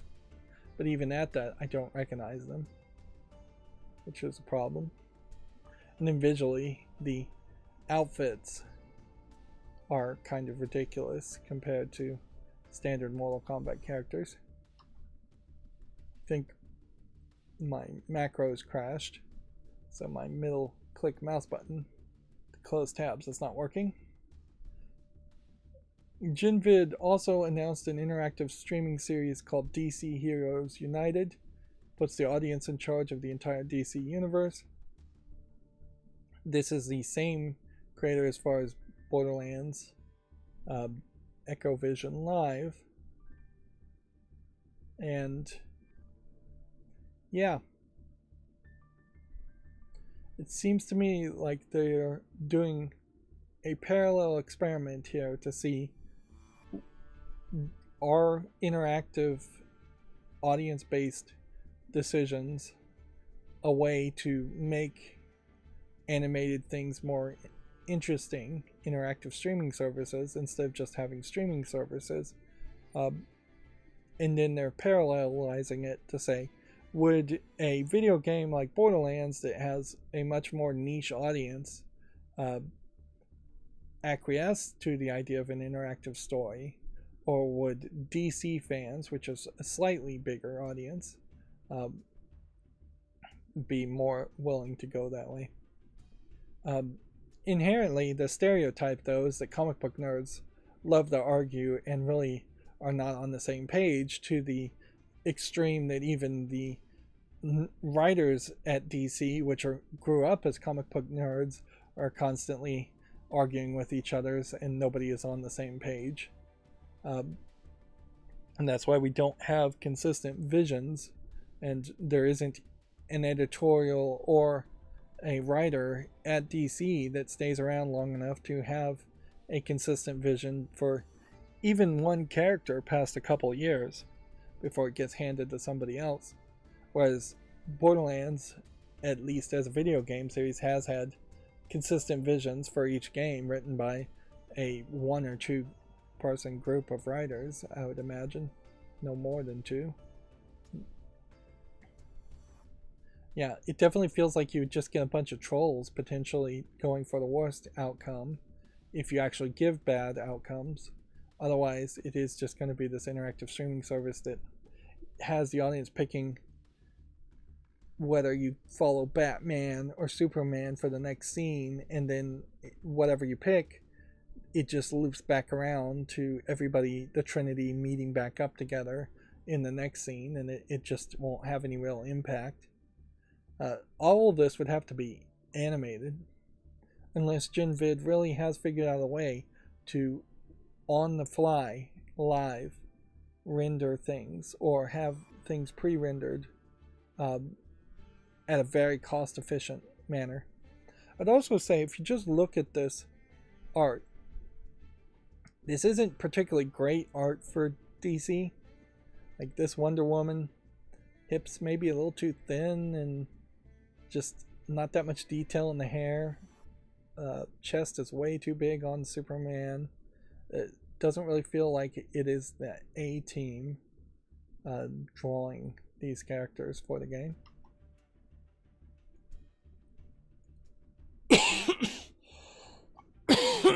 Excuse me. GameDeveloper.com has an obituary for the Sony veteran and Denton Designs co-founder John Gibson. Gibson was hailed as a pioneer of the UK game industry. Let's see, what did he work on? If we can get the actual list. Started out creating games for the Sinclair ZX Spectrum in the early 80s at Imagine Software. Imagine was a pretty big company back in the day. After Imagine went out of business, he co-founded a Liverpool-based studio, Dent Designs, and worked on such projects as Cosmic War Toad and Gift from the Gods, two games I don't recognize. He left Denton a few years later to join Cygenesis and became a key member in the company's advanced technology group, where they made significant contributions to the CD-ROM title Microcosms. According to Moby Games, he remained at Cygenesis when the company was purchased by Sony, but eventually moved to Warthog in 1998. He found his way back to Sony, however, with a seasoned developer joining the Evolution Studio, which was subsequently acquired by PlayStation maker by Sony again in 2007. You'd be surprised how many people get acquired by, how many employees are made a part of a parent company. They leave that parent company to work at a different company, and then that first parent company acquires that company too. And so if you actively hated to work at Sony, which there's really no evidence that he did, but if he did, he twice was forced to work for a company through acquisitions. And that highlights an issue, certainly as far as worker rights, in that you kind of don't have any protection as far as a right to choose who you work for, other than just quitting, and often you might be under contract, so you can't even quit. So if you didn't want to work for Elon Musk and you left Twitter, and then you worked at some other company, and then Twitter acquired that company and you're under contract, you really don't have any protection to say, I have a moral objection to working for Elon Musk, to working for this company in particular. I quit, or I should be let out of my contract. Whereas on an individual basis, if you were, I hate to use the Hitler analogy, but if you were in Germany and Hitler wanted to hire you to write a book for him, ghostwrite a book for him, you would morally be obliged to say no, and you could say no. Of course, Hitler probably didn't shoot you, but you couldn't. Well, Hitler also was making the laws at that time in Germany, so by German law, you probably would be forced to work for him anyways. It's sad, but it's probably also a good thing that most of the people that are dying are so old that their contribution does not really include any games of relevancy by modern times. Like, the last game that they're even mentioning in this obituary is a game called Microcosm. So yeah, it's more shocking, in my opinion, when you have somebody that's in their 20s or 30s and they worked on a game that came out just a few years ago and they're dying. Whereas John Gibson in this photo doesn't look particularly old, but he doesn't look super young either. And just based on the timeline here, if he was working in the 80s, then he had to have been at, let's say he was 15 in 1980, or 13, add 40 years to that would put him at 53 years old at the youngest, if he was like 13 years old in the 1980s, which would be way too young. Anyways, add perhaps 4 more years to that, so he would be in his 60s more than likely. Which even at that's still fairly young, but it's not somebody in their 30s. Somebody that's 25 years old.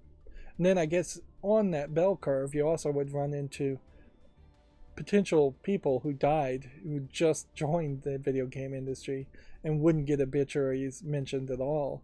Like, if this was your first job in the video game industry, or if you'd just done a bunch of QA and you died at the age of 20, you probably wouldn't have even released one game.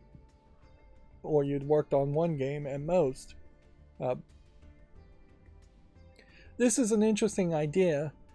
Parents are definitely not going to like this, but the ESRB is proposing facial recognition as a new form of age verification. Take a selfie, get your face scanned, buy a game. What could go wrong? If there was a secure enclave chip in like the iPhone alone, and then it became standard in Android phones too, and in that secure enclave chip, it could do a facial recognition scan of you to verify that either you are you, or that you have the features of an average person whose face looks like that, and that you actually are a human and it isn't just a kid holding up a picture of an adult's face in front of them. And then that secure enclave chip gave some kind of encryption verification key to the storefronts to say, yes, it has passed this secure age verification check. I would be okay with that idea, but parents are not going to buy into it for 1 second. And there's really no reason to have any faith at all that that's really what's happening. You have problems on several different avenues here. First of all, you're training kids that it's okay to turn on their cameras and take selfies in general. Even if it is just for this one thing, you've shown a kid how to do it. You've shown them that kids can do it. And once you open that Pandora's box, you can never close it. Once they know there's a camera on the phone, they're going to want to start to take more photos. Eventually, they're going to get a little randy and start to send naughty photos of some sort. That's kind of just the natural thing, natural flow of things. And honestly, if the internet ever forgot, or if there was a way to take down those photos after they had been posted to the internet, it would just be the equivalent of little kids playing doctor in the old days. The difference, though, is little kids playing doctor and showing off body parts usually happens in a small group of friends, usually one-on-one, whereas the internet posting a nude potentially has it spread for all eternity amongst thousands of people, if not millions. I mean, the number's not even finite, really, because it could be a nude made in 2020 could still be floating around in 3030 on the internet.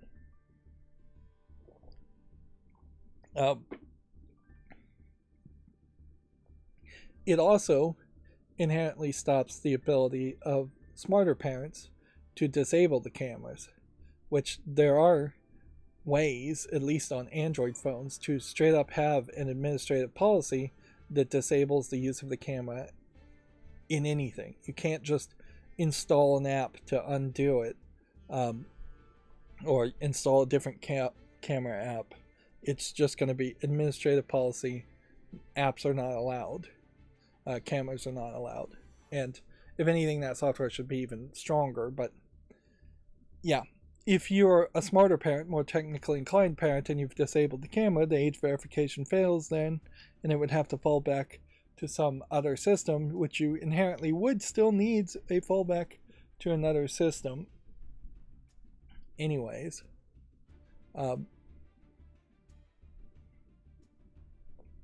So yeah, it's just not like beneficial to have the camera be the idea.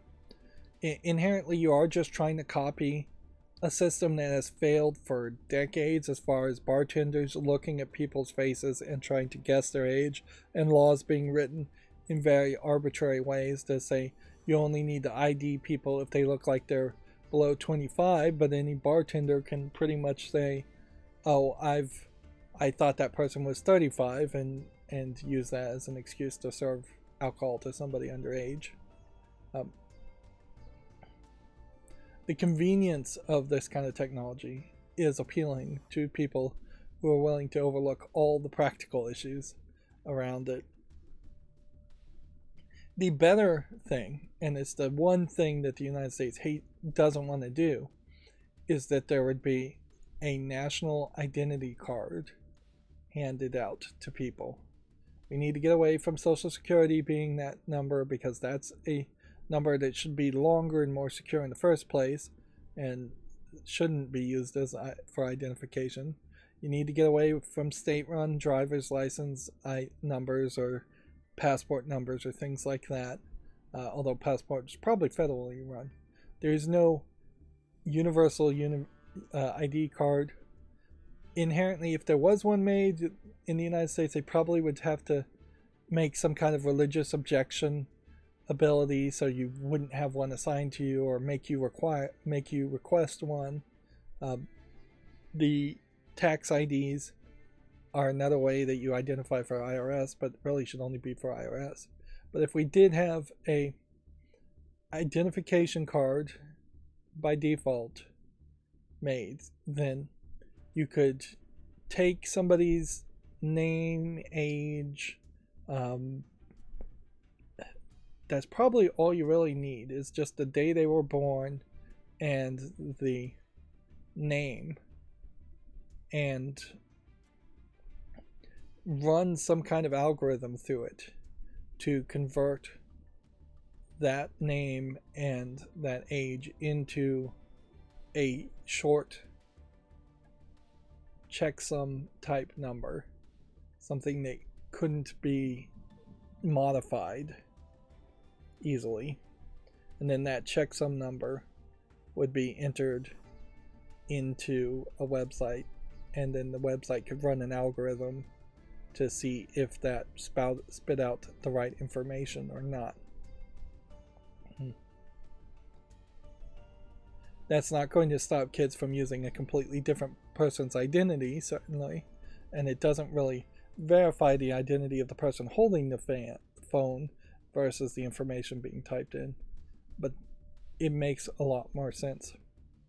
And honestly, that's only moving the goalpost a little bit from just making people put in their age and lying about their age. I heard somebody lied just by default because they had always grown up knowing that it's better to not leak your real information on Twitter, and Twitter locked down their account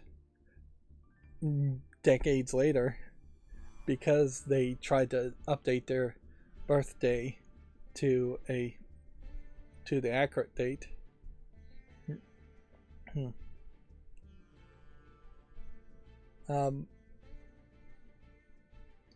But yeah, I don't even really agree with the idea of fingerprinting kids in case they're kidnapped, because that really is more of a trick for police departments to have fingerprints on file for kids they want to throw in jail later on for potentially crimes they did, or potentially just for fraudulent accusations of crimes the kids did.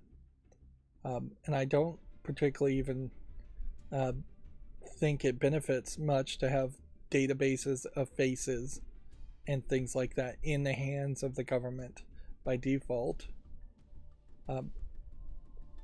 or in the hands of corporations. It does make sense for parents to have potentially their kids' face on file and have a recent photo of their kids in case they get kidnapped, which doesn't happen. The fear of kidnapping is way higher in the United States than what really happens, and almost all kidnappings are done by somebody they know. It's either a teacher, a parent, a family member that kidnaps them. So the idea of needing to really figure out where they are or who took them is actually much lower. But yeah, having that information in the hands of parents is one thing, but having it in databases that can be hacked elsewhere is just not really worth it. And the ESRB proposing this suggestion really is just an example of the ESRB trying to pass the buck. Yeah, it doesn't really solve anything. inherently, to purchase something, you have to have a credit card on file. And the apps, the games and things want Google Play Store, Apple Play Store, want you to have a credit card on file. And they're not willing to really put in the kind of protections that should be put in to stop people from making purchases willy-nilly. And that's where it needs to be addressed. And it doesn't really solve anything if a parent could be potentially asleep on the couch, and then the kid could just hold the phone in front of the parent's face asleep and then authorize a purchase of $1,000 of like Fortnite bucks or something. Yeah, kids are creative like that, and they will find ways around it.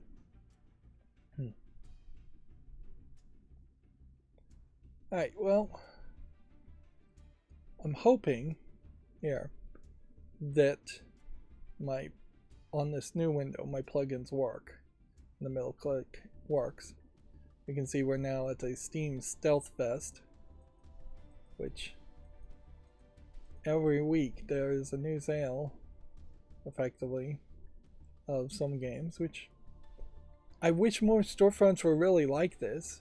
Like, if you go into a Walmart on a random point, yes, you'll see things claim to have rollback prices and claim to be on sale, but in reality, things aren't really that on sale for physical goods at physical stores, and many stores have basically no sales going on. Whereas Steam sales, there might be a decent discount just on a random collection here of sales. Like, let's see, 85% off for a game called Death to Spies, Rainbow Six Vegas for $2.45, Sniper Elite 1 for $1.99. Those are decent prices. Watch Dogs 2 for $7.50, Assassin's Creed Origins for $8.99. Of course, there is also the problem that, and we won't go any further looking at those sales just because this is going to be a long stream if it does happen. Wow, this is taking forever to load. Yeah, it seems like regardless of whether I have traditional QoS enabled or Cake enabled, both of them run into these long delays of loading in pages. Yeah, well, the point I was going to make was that Assassin's Creed Origins may be on sale for $8.50, I think is what it said, but in reality, once you buy the deluxe edition and get all the DLC, you're probably still going to be required to pay $30 for what was originally somewhere between $60 and $80 worth of content. Alright, Video Games Chronicles, and my middle mouse click button doesn't seem like it's working. Suppose the thing I could check here is just make sure I didn't disable it.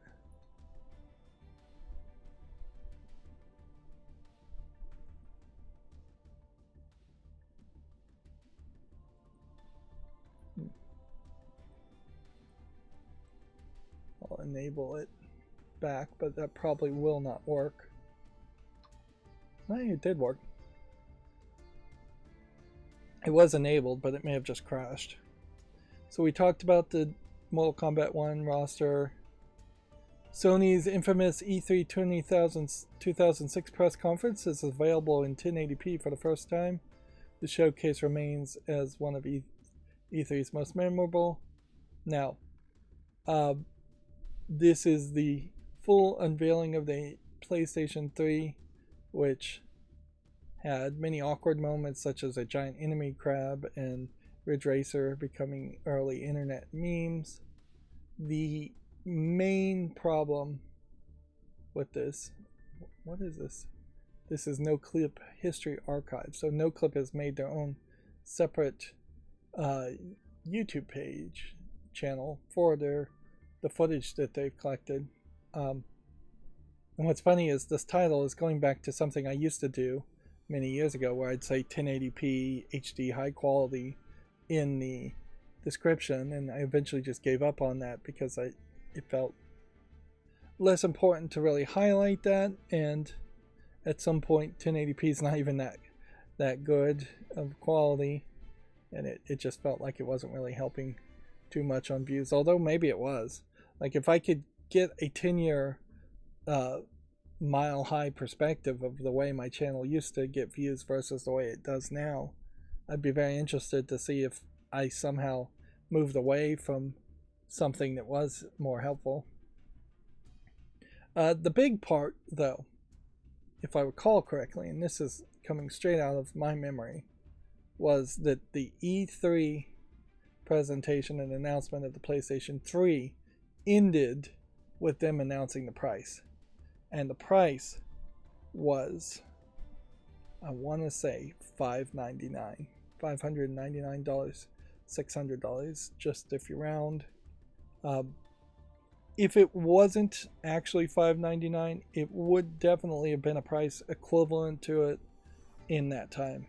The PlayStation 3 was well over $100 more expensive than the Xbox 360 at the time, and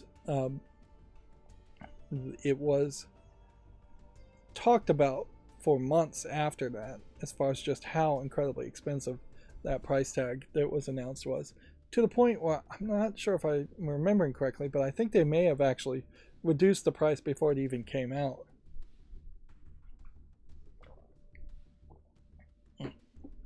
Now, notably, this PlayStation 3 model is all in white with just this black faceplate, which is not how the original PlayStation 3 looked. It was all black, but it mostly looked like this. There was also, I think, a memory card reader for Sony Mimstick in the original version somewhere for the PlayStation 3. And then in the long run, we learned that the PlayStation 3 was incredibly difficult to program for, even if it potentially might have been a better technology. It was just too weird of a technology for people to actually program for, and that caused the PlayStation 3, despite having a lot of good exclusives and a lot of good looking games, to lose some audience as far as game developers are concerned to making games for the PlayStation 3. For the Xbox 360 instead of the PlayStation 3. And in the long run, while there was a decent amount of competition in the middle at the end, I think it's fairly obvious to say the PlayStation 3 failed compared to the growth that the Xbox 360 had. Of course, Microsoft totally screwed it up with the Xbox Series 1 and the always online stuff, and then Sony fixed a lot of the problems and dislike for the PS3 by coming out with the PS4, which was a more modern, standardized computer and CPU in it as far as the equipment. Plus, the PS4 promised no always online DRM and an ability to easily share games, even though how much game sharing really was even happening then is questionable. And so that started to turn it around, so people went back to the PlayStation 4. I imagine a lot of people bought PS2s and then skipped just the PS4s and maybe got a 360, or maybe just didn't get anything at all. There was quite a lot of PS2 games to play still throughout the lifetime of the PS3. There was just so many PS2 and PS1 games playable anyways. And after PS4's success for Sony has just been continuing to have fairly large amounts of success, where Microsoft has struggled, and that is the exact argument that they've been making. Certainly that they dropped the ball and they screwed up with the Xbox One, and they've yet to recover from that screw up, and that's why in part they should be allowed to acquire Activision Blizzard, which it seems like that's going to go through, although there's no new evidence to talk about that today. The biggest news for today was that Ubisoft is apparently closing quote unused accounts and disabling access to purchase games. The publisher claims this is due to the GDPR restrictions. According to a user on Twitter, they received an email from Ubisoft warning them they should not click a link. That they should not click a link in said email, which would stop their account suspension. No, this is terribly written. They received an email from Ubisoft warning that, comma, should they not click a link in said email, comma, or no, it should be that, comma, should they not click a link in said email, they would stop, which would stop the account suspension, comma, the account, including all purchases, which this should be the account, and all purchased games would be inaccessible after a certain period. This is a run-on sentence. And the way you fix this is, according to a user on Twitter, they received an email from Ubisoft with a warning, period. That warning said they should click an email. If they do not click an email to stop the account suspension, comma, the account and include all game and purchases, not including all purchased games, would be inaccessible. At least 2 sentences there. Break it down even more.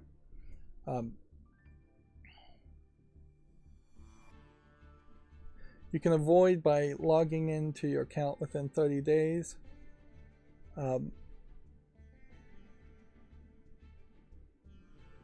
Apparently, the GDPR requires closing inactive accounts.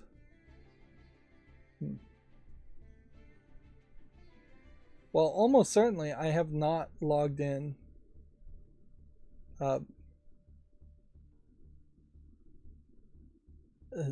my Ubisoft Uplay account since then in 30 days. And it would be quite the hassle to do that. And if you bought something through Steam, that seems like that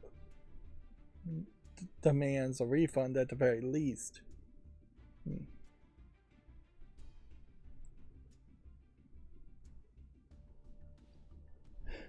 So I guess the lesson to learn here is everybody should just launch a Ubisoft game every 30 days to log into Uplay. I don't even know if Uplay, Ubisoft, as far as games you've bought on Steam, have a good email for me. But yeah, notably, it is also worth pointing out that Ubisoft changed their Uplay and made it worse and got rid of a lot of the rewards that the original Uplay had when it was trying to be a competitor to Steam, instead of it now just being its own separate launcher for no good reason. Ideally, this just highlights the mess that is Ubisoft and the way things are being done. I wouldn't be surprised if this is actually only being implemented for people in the European Union or people who claimed they are European citizens, because GDPR does apply to European citizens abroad, but it definitely cannot apply really to people who claim they are in the United States and United States citizens. So it might very well come down to what server did you make your Ubisoft account on in the first place. But yeah, that is certainly scary, and that's certainly creating a lot of concern. But yeah, if you were to define 2023 is clearly going to be the year of screwing the consumer over. You have Netflix getting rid of password sharing, Netflix getting rid of their basic lower, cheaper platform in favor of a more expensive ad platform, Disney Plus increasing its fees, Hulu either increasing its fees or just not really making enough content to justify its existence, plus losing people who were actually supporting Hulu, so Hulu's on the verge of drastically changing. Amazon Prime had a good Prime sale this year, but their Prime Video is pretty awful, and it always has been, as far as just how much content they make and how much that really can be justified in the expensive cost for Prime these days. Apple TV, I think with Silo, did pretty good, but then they're ending Ted Lasso, it seems, and Apple TV has always been bad for just how much content they make. And that's not even getting into like a lot of the other streaming services that are screwing over consumers, plus all the other businesses and all the other industries screwing over people. People being union busting all over the place, people being underpaid, yet another year of people not getting increases to minimum wage or be given a living or comfortable wage. We really should be pushing for comfortable wages at the very least if you're not going to go for UBI. Just all over the place, things getting screwed over. Disney Plus is also doing the Disney Vault thing in a different way, in that there's quite a lot of content that is being released to Disney Plus and then taken down and then removed. Paramount Plus, I think, also did that with one of their Star Trek series. Is that maybe it was Star Trek Prodigy, where the idea of Disney Plus, the main sales point that would have made people want to get Disney Plus in the first place, is that this was going to be the Disney Vault. This was going to be the place where, with the exception of something like Song of the South, everything would be streamable and viewable on Disney Plus. And instead, we're seeing Hollywood accounting taking over, and we're seeing content being fully made and then taken down after streaming for just a couple months so they can write it down as a loss on taxes. Movies in general have been dying forever. So as far as consumers who enjoyed movies, which there aren't, I think, that many people left that actually enjoy the experience of going to movie theaters as they actually happen, the actual real world experience versus the fictionalized theoretical experience of going to a movie, which should be a lot better. Yeah, the consumer universally over this year, and it's not just this year, it's been getting worse and worse, has been screwed over, but particularly in this year. Of course, that has nothing to do with video games, other than video games are getting more expensive too. Like the push to $70 and $80 being the new normal for AAA games, and the push towards visuals. That's one of the things about Shadow of the Tomb Raider that I find also really sucks, is that clearly that's a game that's focusing too much on the visuals and not focusing enough on just making more better level designs and better encounters and just better gameplay. On top of which, Shadow of the Tomb Raider crashes pretty frequently at an unacceptable level on my computer, and has had plenty of time to fix that and make sure it doesn't crash, and hasn't bothered to do it. But yeah, video games are getting more and more expensive because the developers want them to be more and more expensive, versus trying to commoditize video games like they should be, where they would get cheaper and you could get more of them and more variety.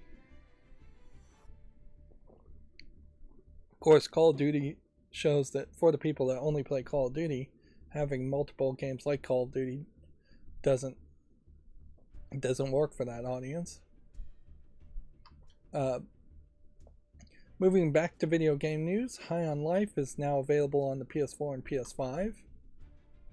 Bit Summit 2023 claimed record attendance with over 23,000 visitors attending Japan's leading indie game expo. 23,000 is quite a lot, I would imagine, considering how small the room was for Bit Summit, and it is indie games. Noticeably, you can see a decent number of people in this shot in Japan wearing masks, although not everybody. Here's a lady not wearing a mask. And maybe here's a guy not wearing a mask. And it kind of seems like that's it. If only the rest of the world was still following such strict limitations. And this may have nothing to do with COVID at all. This may just be standard. Japanese have adopted wearing masks when you're in conventions, and it's a good idea. Mandatory masks handed out at the beginning of a convention just to keep people from passing along con flu, just, standard viruses and bacteria, since standard cold and flus would be ideal in conventions, although conventions themselves also not really succeeding greatly. The main problem with this screenshot, though, is you look in the background and you try to recognize any of these games, and I don't really recognize any of it. So that could be basically anything as far as Japanese indie games. Let's see. It looks like Insomniac is working on a third game alongside Spider-Man and Wolverine. A recently resurfaced interview suggests it has an unannounced game, according to Video Games Chronicle. I guess we should probably just take that rumor as a rumor, and there's nothing else you can really do about that other than potentially be hyped that Insomniac is working on a game.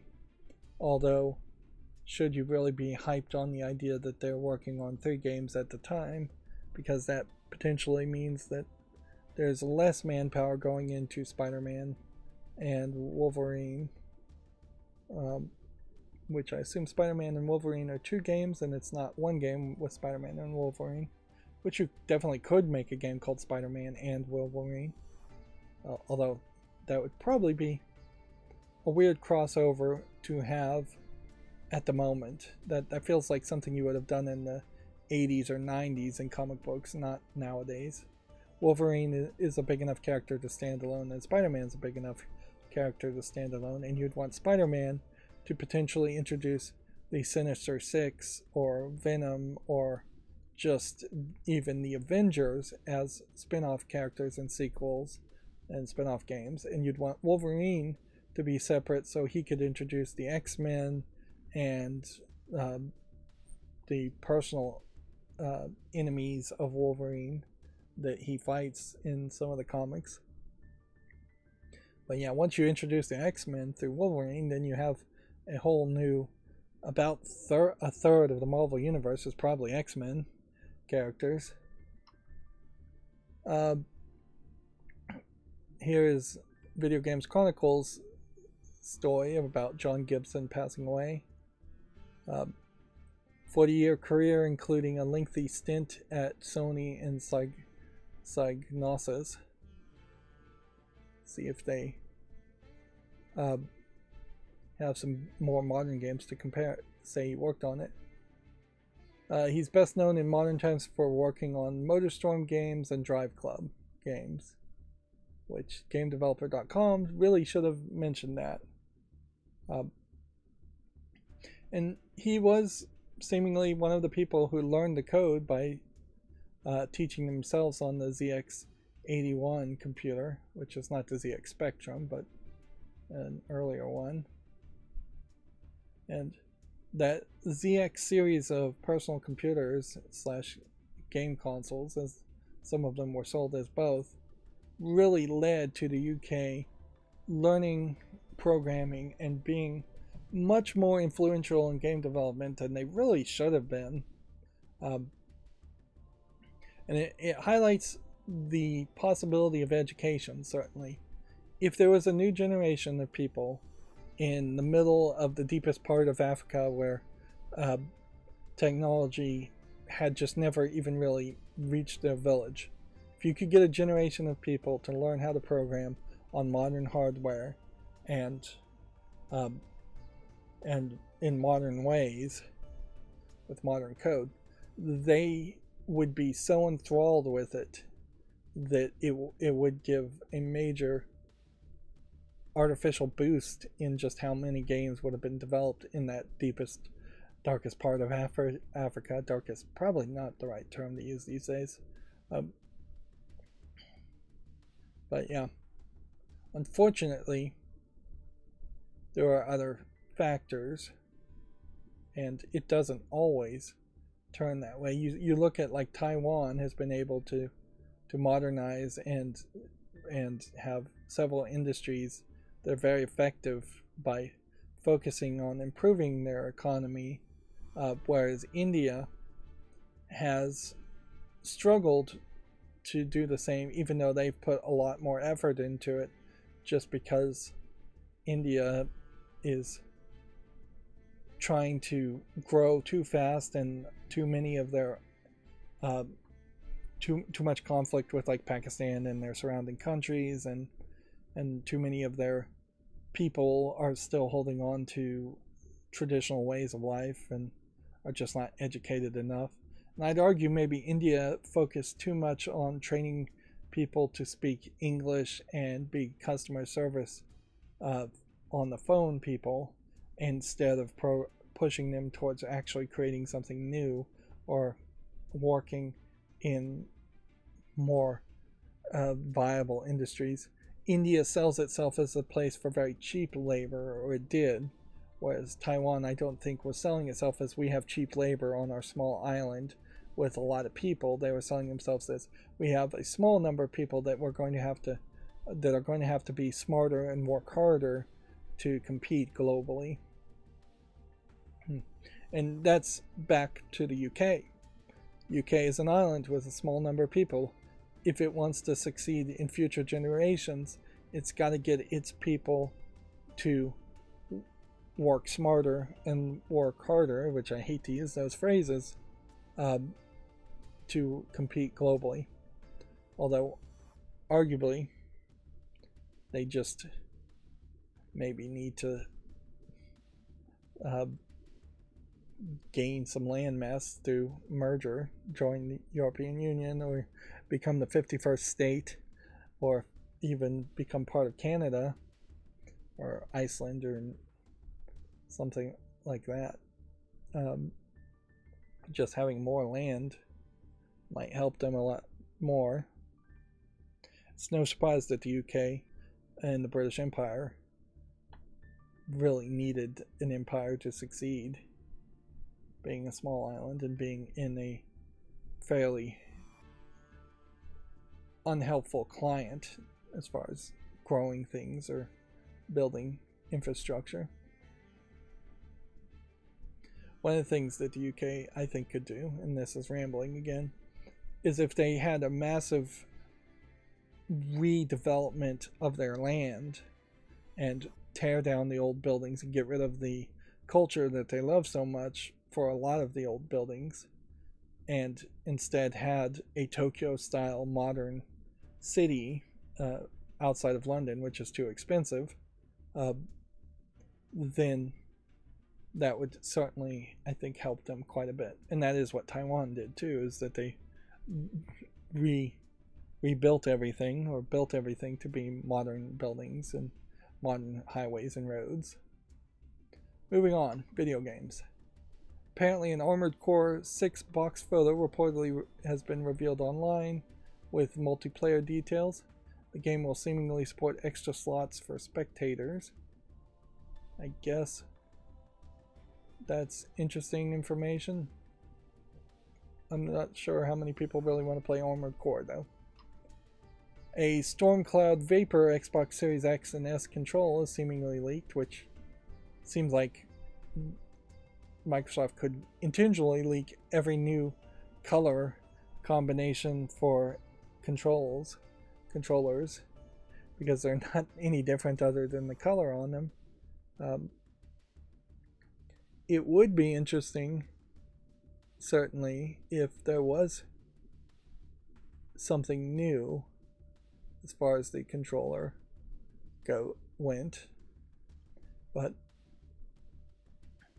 best I can assume is that we will stick with the core controller layout for the entirety of the Xbox Series X, Series S. And in the next console that they make, they potentially will maybe add a few more buttons versus the Xbox Elite controllers. But I wouldn't be surprised if they don't change much at all. It would make a lot of sense if there was just like an Xbox Core Game Pass button or something that just went to the Xbox Live or went to streaming more, and that was the only button that was being added. There needs to be some experimentation other than Nintendo as far as new controllers, but I just don't see Microsoft doing that. That being said, with Major Nelson out of charge, maybe everything will be different. Maybe we'll get a wildly different controller and console next time.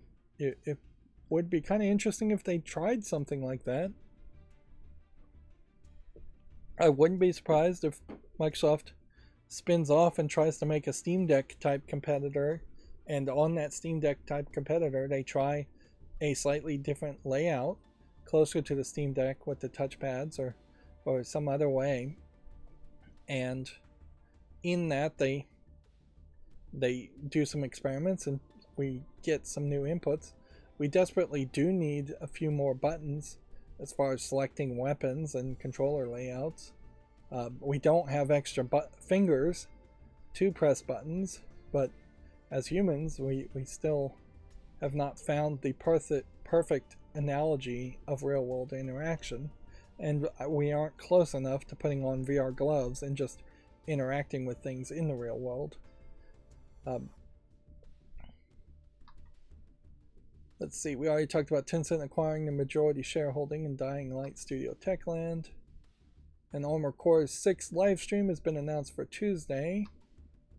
We talked about the 1400 retro games being added to Xbox, thanks largely to Phil Spencer. If anything, that's probably an article that really shows how glory rolls uphill. If poop rolls downhill, glory rolls uphill, and people will give thanks to the CEO and the manager of a company and not say a good word as far as all the low-level employees who also would have been involved in decisions and helped to work to accomplish things.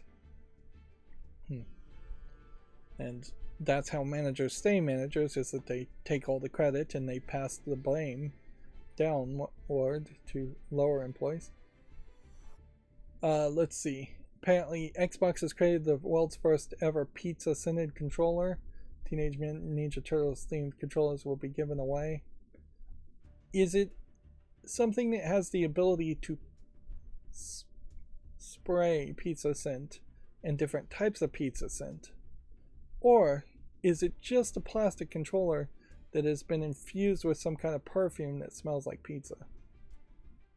Weirdly, the pizza slice on the back here seems to be attached to the controller. There might be an argument. Well, the last thing I want to do is see more chemicals in the world, and microplastics and plastics are already a problem. So the idea of infusing plastic and then having microplastics that are infused with smells and perfumes sounds really dangerous for the world's oceans and garbage piles. But I wouldn't be surprised if we start to see something like that, where plastic things get infused with a slightly pleasant smell because it sells a fraction of a percentage more often if it doesn't have that plasticky smell or a neutral smell to it.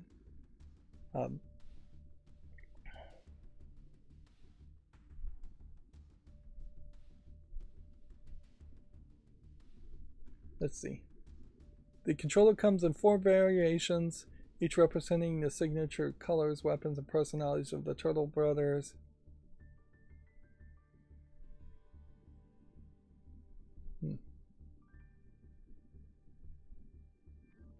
Yeah. And this Ninja Turtles cartoon, I believe, is weirdly being voiced by teenagers or kids for the Ninja Turtles, and then they have some stunt casting for the other characters, which it'll be interesting to see if that works, because that would be an interesting experiment for them to underpay kid voice actors to play the Ninja Turtles. And Nickelodeon owns Ninja Turtles now, so that would be Nickelodeon underpaying non-union workers probably to voice act the Turtles, and then instead of paying for better voice actors who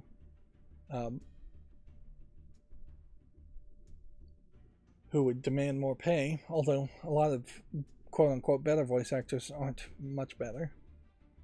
Alright, here it is.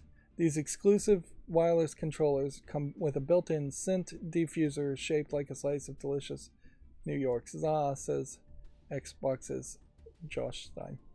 So the entire pizza back part is the scent diffuser, and it is a scent diffuser, which tends to imply that there will be some kind of electricity adding heat, probably extra batteries adding heat, and possibly a fan. I'd like to see somebody potentially take it out apart. It also makes me kind of assume that you're going to be able to just disconnect these pizza slices on the back and have a regular controller. They all are pepperoni pizzas from the look of it, which, yeah, perhaps it might have made more sense to have different flavors of pizza, but it probably would have been more difficult to try and centrifuge it. So it's not plastics infused with a scent that would just always have that permanent smell, which it might be fairly hard to make a plastic that was constantly off-gassing a pleasant smell that also would be safe to smell. Instead, it is just attaching a diffuser to a regular controller. Not a terrible skin for a controller. If there's one thing I can really complain about the skins of Xbox controllers, is that they often are very bland single color or two-tone color skins, whereas if you are a Ninja Turtle fan, which I question how many kids these days really are, this stands out and does look different and more interesting. We already talked about the EchoVision live streaming service. It'll be interesting to see how that goes, if it goes. Call of Duty Modern Warfare 3 artwork and the game logos may have leaked. Seemingly we're getting quite a bit of leaks these days. Apparently this is part of a Monster Energy box art. Star Wars Outlaws developers have discussed world building in a behind the scenes video. If you want to watch that video on Video Games Chronicles. We're going along today. The PlayStation's Project Q handheld game runs Android. Leaked images are suggesting the handheld could launch later this year, although it's getting kind of late for them to launch it if they're going to try and reach Christmas. At a certain level, it makes all the sense in the world to make a device that runs on Linux.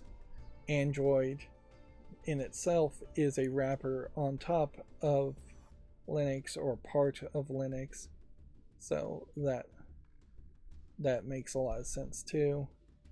It may very well be that they are just developing on Linux to also, and that eventually the Android part is stripped out or minimized. It almost certainly is going to be minimized quite a bit. I guess one of the questions to ask here would be, is this a way in which Sony is repurposing Sony phones and trying to not lose the cell phone business and the manufacturing part of cell phone businesses to somebody like Samsung by putting controllers on the side of what would be effectively just cell phone hardware. Although one would hope that this device would be fairly powerful compared to cell phones and not as expensive as a gaming phone. It does feel like with these analog sticks, which are very blacking, you can barely even see them, that you might end up going past the bezel while pressing the controllers or just tapping on the screen a lot of times. But this layout does honestly feel more ergonomic as far as the idea. Although I would have put the screen higher up.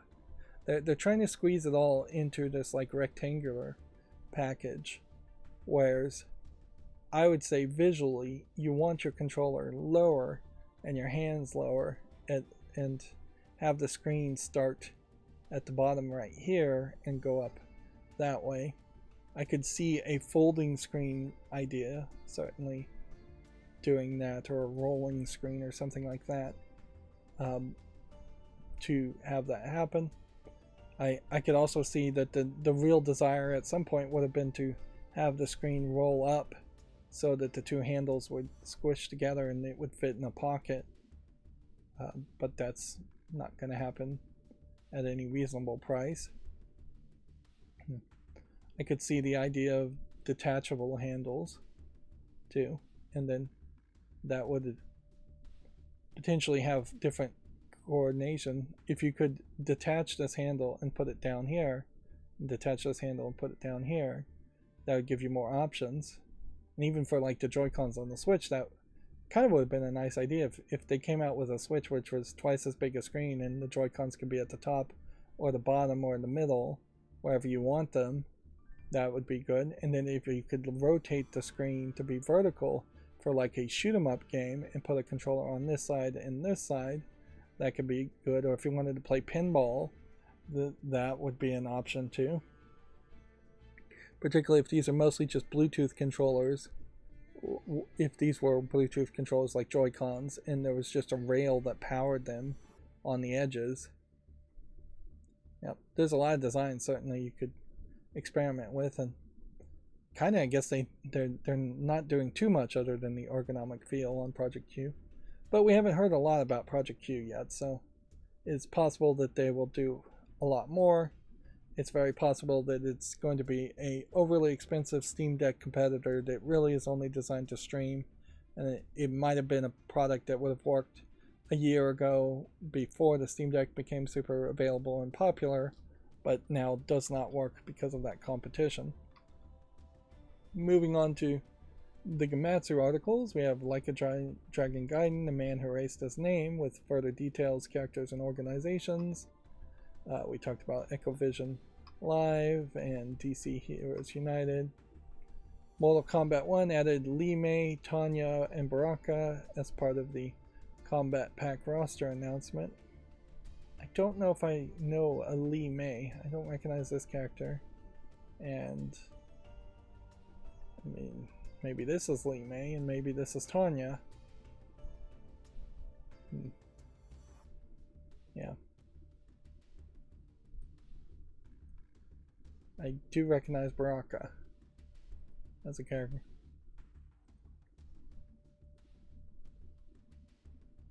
So at this level, it definitely feels like Mortal Kombat 1 is going to include, either through DLC or just through original, most of the characters people kind of liked or remembered.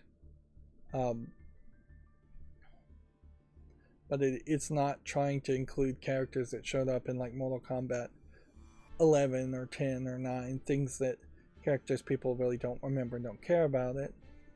And a lot of characters like Goro and Darius are going to just be cameo fighters, so they're trying to de-emphasize characters. They're trying to reduce the number of characters that would have animations you would have to make in full for every attack and every fatality and every interaction. Trying to get back to basics and have a smaller roster, which is probably a smart move. But then inherently, how do they stop themselves from making the same mistake again over the next decade, in which they reboot the series and then they have to make a Mortal Kombat 2 and introduce even more characters, and then they have to make a Mortal Kombat 3 to introduce even more characters. You can't. They've run out of ideas as far as babalities and fatalities and things like that. You can't really add too many more gimmicks. So it is just a fighting game that's going to want more characters.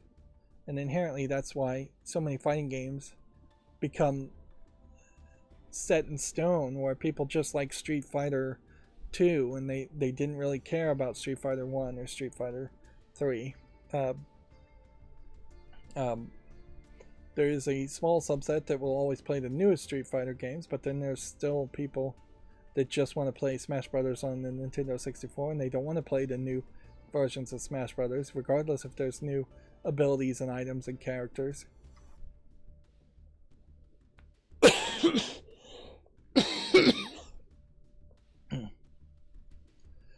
Let's see. One Piece Pirate Warriors 4 Character Pass 2 has been announced. If you want to check that out on Gamatsu. Then we talked about the Adam Eve visual novel, which is getting kind of an unfair extra covering here, because if this wasn't connected to an Amazon Prime cartoon, adult cartoon, and if this wasn't connected to a comic book, I would just look at this and absolutely say no to it. I would never give it the time of day, and yet it's going to get a YouTube short. Otherwise, High on Life and being available on the PS4, PS5, we talked about. Let's see, this week's Japanese game releases. Let's see what we've got. Crime Machina, Deep One, Disney Illusion Island, which is not shown. Let's see if we can click on anything here.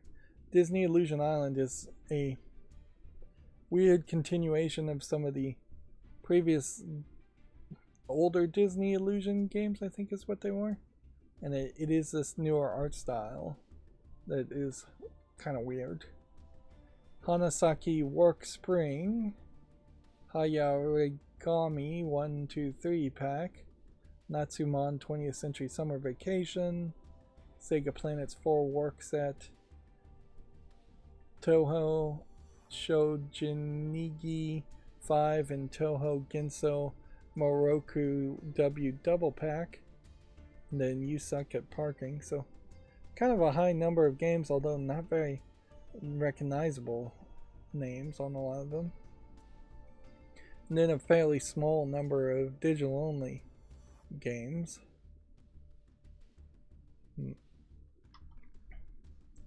Sandland has a 12 minutes of SDCC 2023 gameplay if you want to check that out at Gamatsu. San Diego Comic-Con, weirdly promoting a video game.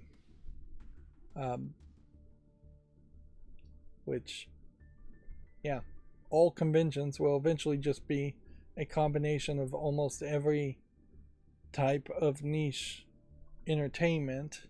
It won't be comic book conventions or anime conventions or video game conventions or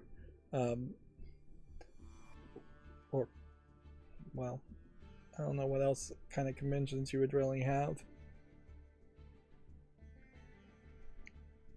But yeah, I imagine if San Diego Comic-Con wants to succeed, it eventually is just going to get named something like PAX, and there will just be some movie influence, some comic influence, some video game influence. It'll all be transmedia entertainment. Of course, there are some things that will always be separate. You're not going to get like a furry convention in your San Diego Comic-Con, and you're not going to get into like the adult video expo conventions in San Diego Comic-Con. Those conventions may happen back to back or at the same time, but they won't be at the same event. But yeah, there's very few parents that would take their kids to a comic book convention that wouldn't also take them to a video game convention. there's some parents that wouldn't also take them to an anime convention. Certainly, a movie convention itself doesn't actually exist, weirdly, when it kind of would make a lot of sense for there just to be movie conventions. There are like sci-fi conventions, certainly, where fans of sci-fi get together and talk about sci-fi books and movies, but somebody who just wanted to go and buy some memorabilia from their favorite movies, or just buy a bunch of movies in physical form, it's weird that there isn't something like that I know of, because it probably would work, for particularly as people learn that they're losing access to their media through streaming services. A physical disc movie convention where there's just a lot of people trading DVDs and Blu-rays that are out of print might work fairly well. Moving on though. Power Pro Baseball Ecan 9 Crossroad has a teaser trailer. This is a smartphone game that may also be Japanese exclusive. Valis, the Phantasm Soldier Collection 3 has been announced for Switch. These are older 90s anime style games that they are re-releasing. Well, I guess I was wrong here. The first game here seems to have come out in December of 1986 on the PC 8801 form factor, and it was then re-released in 87 for the Famicom, not the NES, though, so not in the West. And potentially this never came to the West, because I'm not seeing any Western, like American consoles. Super Famicom, Mega Drive, instead of Master System. It must have gone to Europe, at least if it was the Mega Drive, although they may have called the Mega Drive in Japan too. But in general, I guess this is not 90s anime, this is 80s anime. Maybe I can learn that and be more accurate in the way I describe art. Which I have a language to it, but the language could be skewed and wrong, certainly, as far as how I describe some of these older art styles. Relatively older art styles as far as anime is concerned, not really old art styles such as like Mona Lisa, Renaissance, hundreds of years ago art styles. Moving on, Natsumon 20th Century Summer Vacation details the neighboring town, transportation, fortunes, and pig care. So they're just further explaining what this slice of life adventure game is all about, even though almost certainly it's not going to benefit me much, as it's probably not coming to the West. Although I would say this Natsumon game looks like it could come to the West a little bit easier than some of the other kid-friendly slice of life games, because like if you try to make Shin-Chan come to the West, then you have to kind of explain a long history of Shin-Chan, whereas if you make a game like Shin-Chan and called it Natsumon, which maybe there is a long history to Natsumon that I'm not aware of, maybe there isn't, but if you made something like Shin-Chan that was brand new and brought it to the West, you don't have to explain that backstory too much. You still kind of have to explain the just cultural elements here that aren't going to fully cross over. This would be a very weird game to let a preteen, teenager kid, or little kid in the West play, running around having an adventure. Ironically, it's weird that there isn't Western versions of these games. Like, it would be easy enough, certainly, to have some kid in Nebraska wandering around the forest. I don't know why I picked Nebraska there, but yeah, just wandering around a kind of forested, very rural city in the United States, having a bit of an adventure. Just an American kid. But there is a cultural lack of trust that of strangers in the United States, where in Japan they actually do let kids wander around quite a bit, and they just expect the kids to know where they're going and to make it home by dinner time, and they, for the most part, do know where they're going and make it home by dinner time. Whereas overprotective parents in the West, in the United States, would not want video games to really encourage that. That's why we don't even really have a Pokemon equivalent decades later of some like Western kid getting some kind of monster character and going on an adventure of his own. So it's kind of a great example of how the general just feeling of society, the general feeling of parents in the West, has stymied the art creation and the way artists think in the West, and what they think would sell in the West. Capitalism limiting what kind of art can be created again. And ironically, the closest Western game I can think of in which there is a kid wandering around is something like Brothers: A Tale of Two Sons, which is set in a fantasy world and definitely is based around tragedy and not something you really would want to have happen, and it's not like a fun slice of life experience. Or the Life is Strange second game series, where it's the brothers that are on the run from the law and being chased by, I think, a racist police officer throughout the United States. Which, again, not a fun slice of life story to be had there. I'm really trying to rack my brain to think, is there another situation like that? You'd think that there'd be some kind of Nintendo game, but Nintendo doesn't ever set anything in the real world and never really has just slice of life experiences. If they were going to do a slice of life, it would be like Mario in the Mushroom Kingdom having a slice of life experience, which isn't really slice of life at that point. Xbox and Microsoft basically don't make any kids games, and slice of life games probably are kids games. Sony, as a first party developer, doesn't, I think, have anything like that either. Yeah. Arguably, maybe slice of life games aren't that popular, but we've seen several summer vacation type slice of life games announced over this summer, so they're popular enough. Moving on, Tangle Deep is now available for the PS4. It was previously released for the Switch and PC. Let's just make sure it's on the fall list, or there's a justification as to why it's not on the fall list. Yeah, it is more than on the fall list. It is in my library. I feel like this game must have been free at some point. And I don't know if SteamDB ever remembers when things are free as part of its listing. If I actually bought this game, I don't know why I would have. And I can see it's very positive, but it just does not seem like anything I actually would have ever played.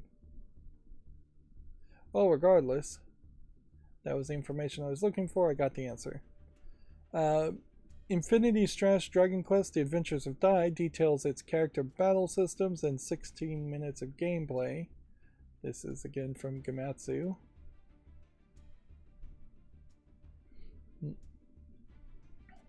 Lots of screenshots here. Lots of flashy, glowing lights in the action.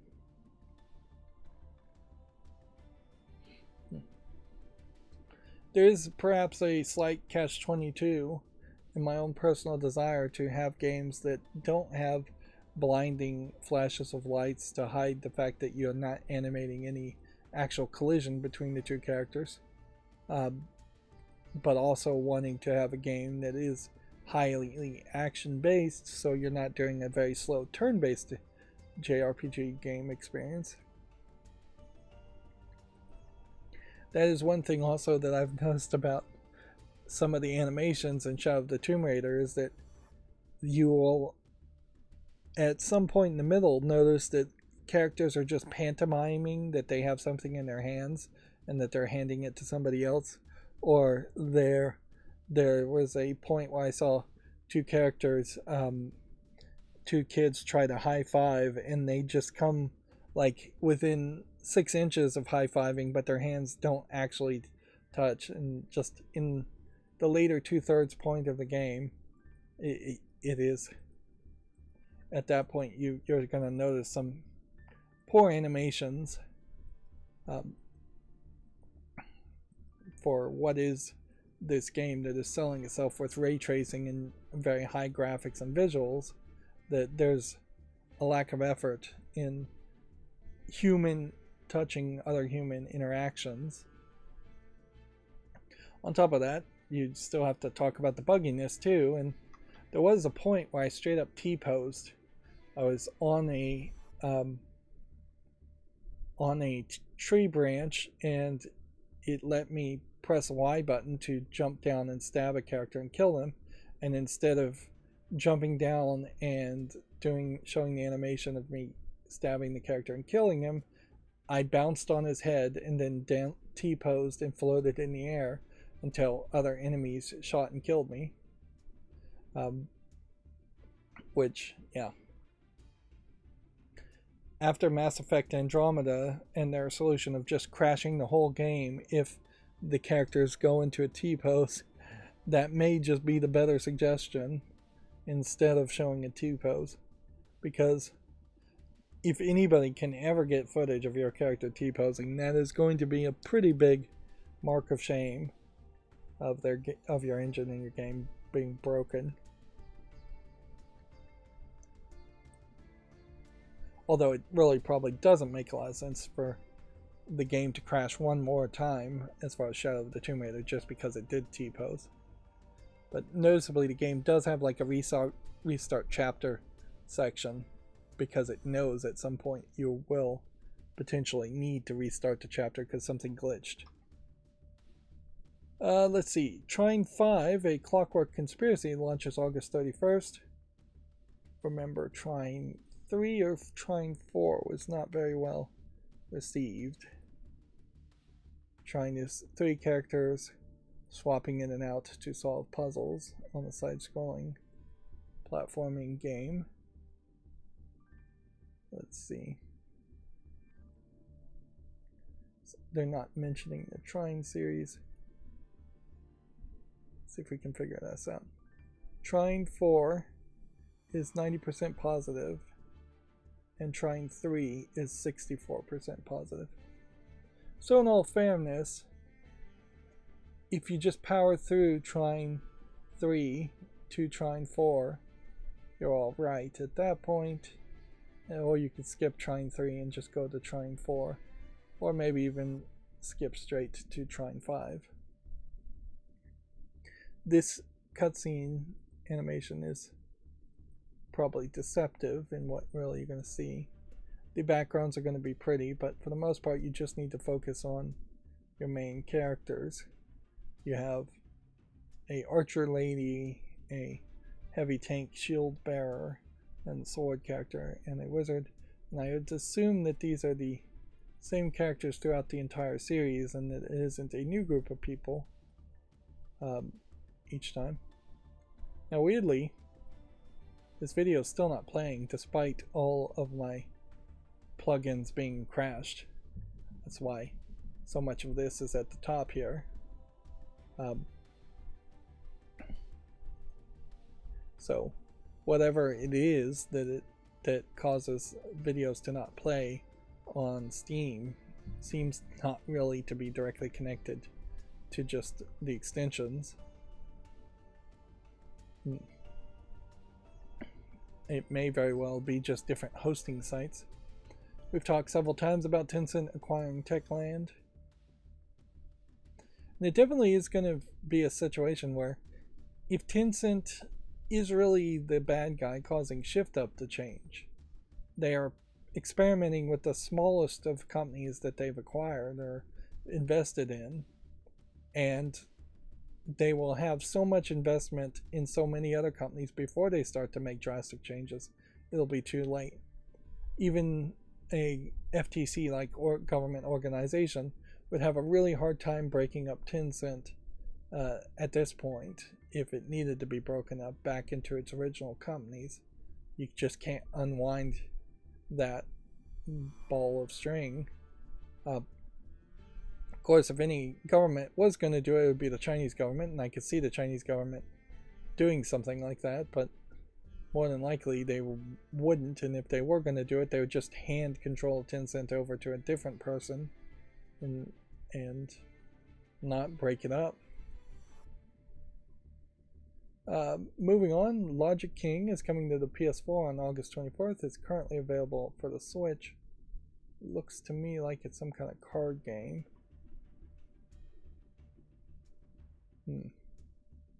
Or a card-based logic game. From the looks of it, it's not on PC. So really this is one of those cases where the thumbnail is all you can go by, and this may just be a very pretty thumbnail for a very basic, minimalistic, cell phone-like game. A dark fairy tale Metroidvania game called Rin the Last Child launches September 21st. So we'll stick that on the follow list and make a YouTube short on that.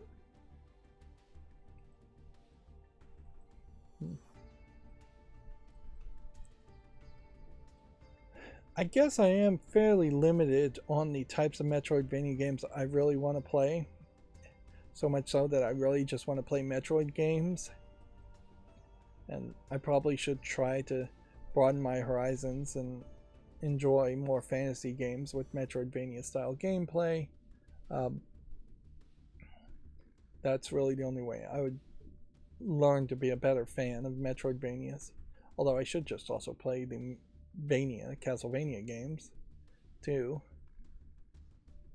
Rise of the Triad Ludicrous Edition for consoles has been delayed to an unannounced date. The PC version is still due out on July 31st.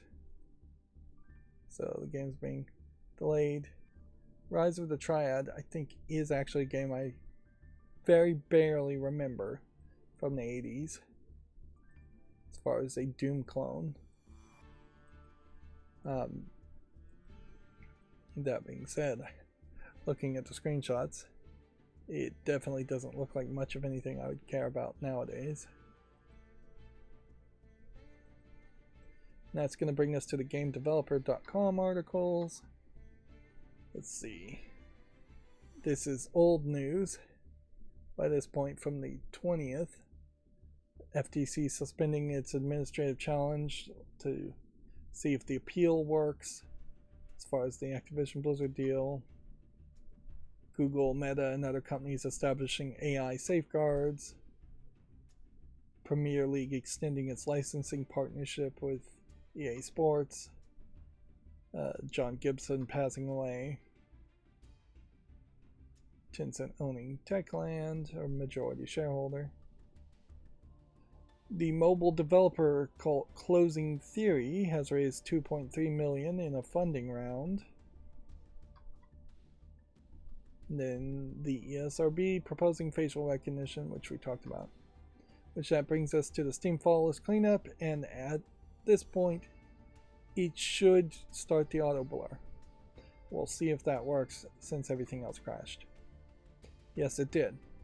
So there is something about when the plugins crash that does not go into crashing the one plugin I need to detect if the title changes. The title of the window, which I'm using a plugin to change the title of the window. Then every time it detects that the title of the window of the Firefox browser changes, it blurs, which is a very roundabout way of doing an auto blur. But the only other way to do it would be to screenshot every frame and see if the screenshot changed, and then every time I would click one of these, the screenshot would change and it would blur again, and that would be even worse. You'd have to have more intelligence to like do optical character recognition of the title and only change when the title changes, which that would be even harder to implement. which I guess that's to say it's a miracle that the auto blur works at all. Sadly, programmers like me never get appreciated for the cool things we do, enough in their own minds at least. And technology is only, in programming, is only as useful as the person using it and the person capable of using it. So a lot of my macros and programs fall apart the second I'm not around to baby them and make sure they keep working, or I'm not around to activate them and run them. This game, Hot Heat Reset Chapter 1 on the fall list, while it does have over 30 reviews, I just don't know why I would have wanted to say yes to this, and I definitely don't like the idea of a chapterized game for something this simplistic. This is one of those slide against the wall puzzle games, and maybe there was something there that interested me. But yeah, overall I'm gonna say no to that one. And then Hot Heat Reset in general, without the chapter, is not relevant enough and really looks like the same game. I kind of see what I was thinking here, probably, is that this would be a much faster paced sliding against the wall, and that people would actually be shooting at you and you'd be dividing and fighting. And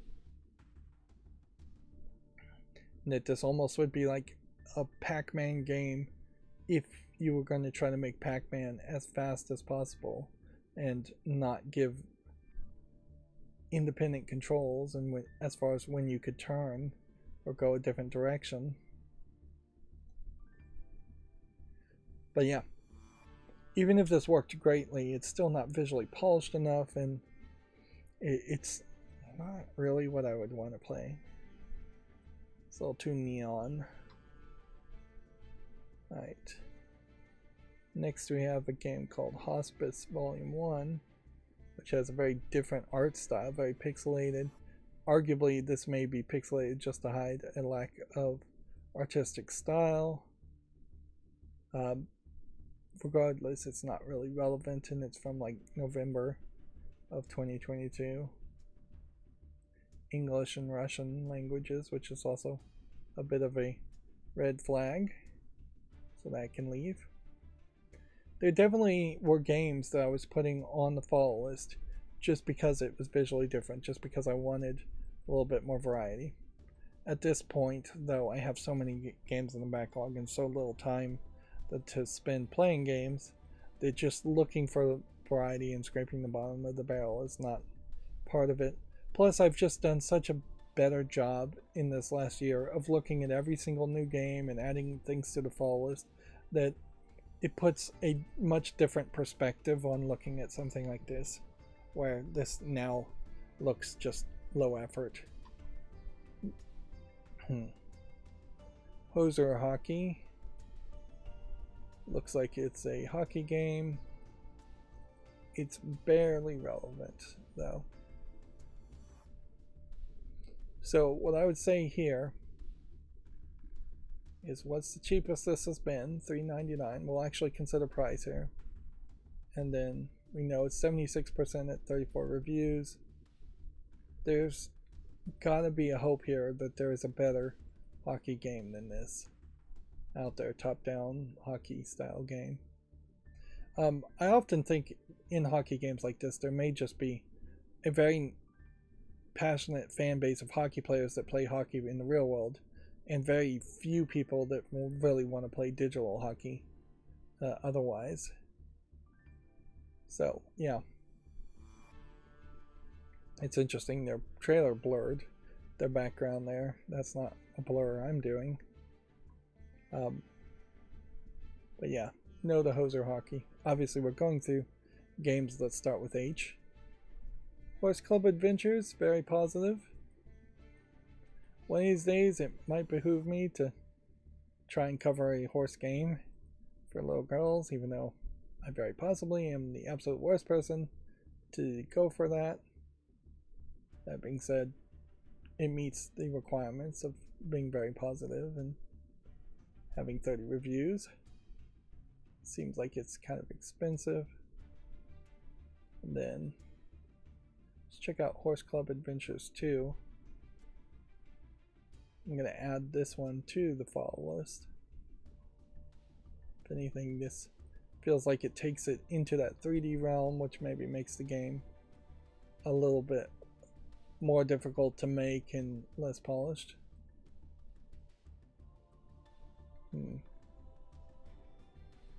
Now, I would say if you're going to have brightly colored pants, perhaps you don't have the inner parts of it brown. I don't know if this is really how they make riding pants for girls riding horses or not, but to me it just screams on first impression that they've all pooped themselves. And I would imagine kids would feel the exact same way. So it would make a lot of sense if riding pants have to have thick padded leather on the backside and inner thighs, which they very possibly do, even though they're riding on a saddle. You then would just not have custom colored pants in the real world or in the video game. You would just say everything is going to be that same brown or that same black color. Let's see. Next, we have Horrors of the North from October of 2022, which we have to say no to because it's just not relevant enough. No reviews. Horror Tales The Wine. In general, I would say it looks like an asset flip horror game. That being said, it's incredibly popular in the reviews. So it's got to go to the wish list. Just make sure it's out of early access. And interestingly, this is being bundled with several other games, and this Mind Path to Thalamus is definitely one I remember. And see, can we see how popular that is? We'll just have to click on it, I guess. Yeah, this one was mixed reviewed. And that's why it's not on it. And then this one is mixed reviewed too. So you have a bundle of 2 mixed reviewed games and then one very positive reviewed game that made it to the wish list, all from this developer. That being said, while this guy may be a developer who's making kind of walking simulators, he's stepped in a different direction by making a horror game, potential walking simulator, and he definitely seems like he's been trying to improve himself over the years, 2014, 2018, 2019, and 2021.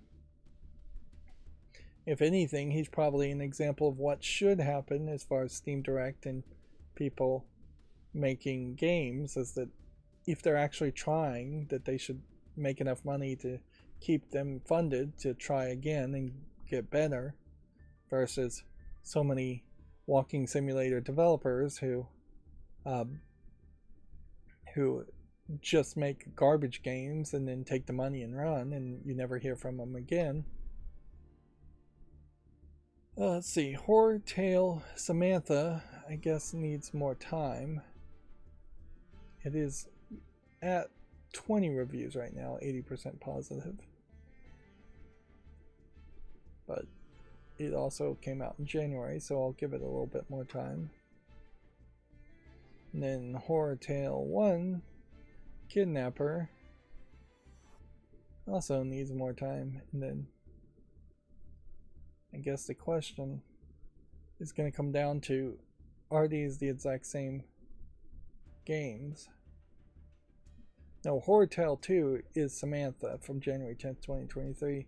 This is January 5th, 2023. So it's a serialized thing. So I'm being accidentally here, I'm being extremely generous by having 2 games having 2 games on the wish list and or on the fall list, when generally I would have dismissed this as them being greedy and trying to sell the same game twice. $5 for this, or bundled for $8.49. This is something I'm glad has not really caught on as far as just the episodic idea as far as selling games. Next we have Horror Story Hollow Seed, which is 73% positive, and while that is mostly positive, I do think I would want to say no to this. Let's watch the trailer and give it a chance. But this is from October 28th, 2021, and that's not really that many reviews for as old as it is.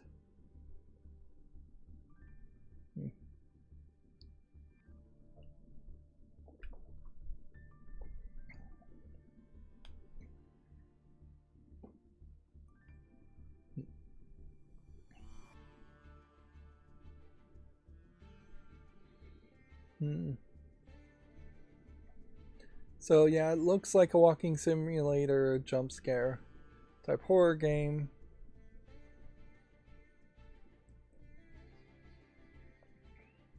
And honestly, I just want a little bit more gameplay in a game like that, and this trailer's fairly long if you're just going to sit there and watch the entire trailer.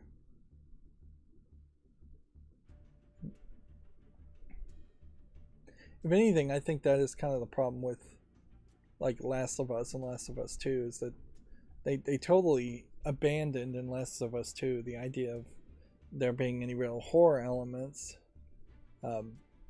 It feels like, again, not having played Last of Us 1 or 2, it definitely feels like the reviews did not mention any spooky spots in the second game.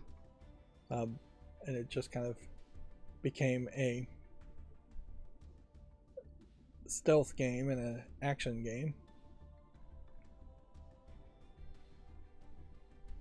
Even having like action games that have scary sections doesn't happen anywhere as much as you would think it should in games.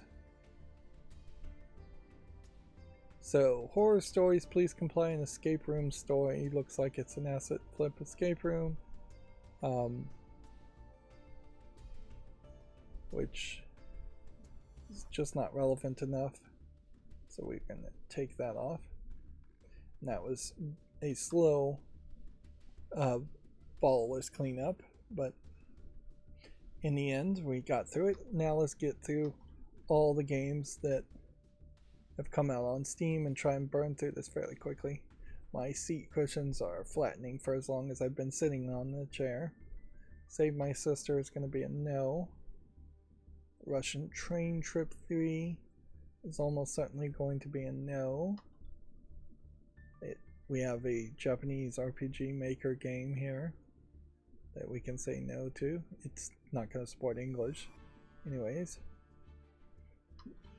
We have a adult game called My Hypnotized Family, and it is flat 2D characters, but very much in, oh, I don't even know what style you would call this. It's a Western style. It's trashy comic style, for lack of a better description.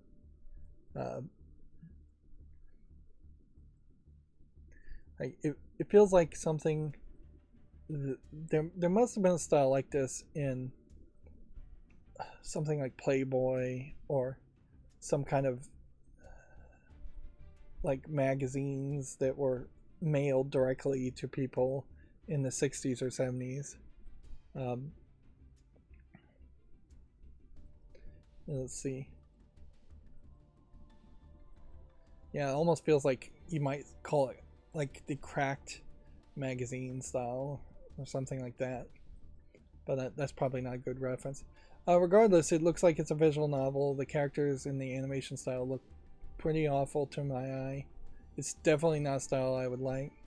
You have 3 adult women that seem to have just about the same body type, maybe 4.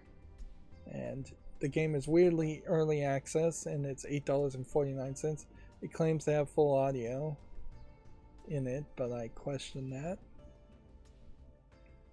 I wouldn't say the angles are particularly good. I wouldn't say they're getting particularly good shots anywhere. It doesn't look like there's much of a story or any branching stuff. It says it has original writing and hand-drawn art, which, in all fairness, I guess you could describe most art styles as hand-drawn art if it is actually hand-drawn and be accurate. Escape condition here doesn't look visually polished enough. This game, Witches, I think doesn't look like it has enough here either. It's just a random assembly of floating island dungeons. It's like a roguelike type hack and slash game from the looks of it, but it's not even tagged as roguelite elements, so maybe it is not roguelite. Maybe nothing changes in each run. Regardless, it's just not polished enough. Outbreak story looks like nothing. Interesting. Wait, nope. That's an adult game, but on the screenshot alone, I couldn't recognize it. He effed the girl out of me is the name of this. It is terrible. I wouldn't even really call this animation style hand-drawn. I'm gonna basically just have to risk it and show how terrible this animation is. Low resolution, pixely, minimal color palette drawing here. The whole game seems to be incredibly low resolution. It says it takes 40 minutes to play. Overall, narrative visual novel about trauma and sex work made for the Game Boy. So yeah, there's not really any graphic elements here that I think you're actually going to see as far as adult content. The game is free, so the price is right, but he's put it seemingly on the adult section just because of the title. And weirdly, there are actually reviews here from actual people, which is not something you see as far as adult games, generally speaking. Although, how good are any of these mainstream video game journalists? I'll leave up to you to decide.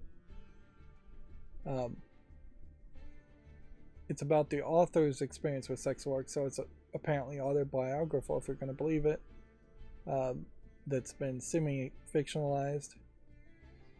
And then almost certainly it's just going to be talking about all of these elements.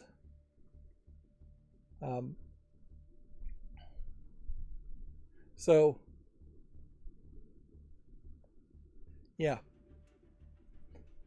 it's an oddball. I don't want to call it just like an SJW game, although it does kind of have the feeling that it might be something like that, or a woke game, or whatever othering label I might throw on something like this. But it doesn't feel like much of a quality of game, and it definitely is an oddball being in the adult section like this. This is where the adult section certainly could grow, so I'm glad to see this actually on the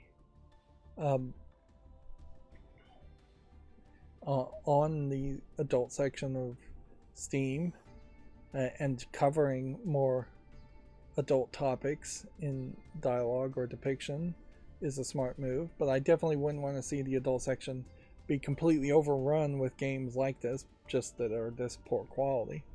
There's a question, I guess, here of being lack of informed, since it did mention dead naming So obviously, if this is based on a real world author's experience to the point where they did transition, because there's transphobia and dead naming and gender dysphoria all mentioned here, then this Taylor McHugh name potentially is the name of somebody else that I should recognize, but I would recognize them by a different name.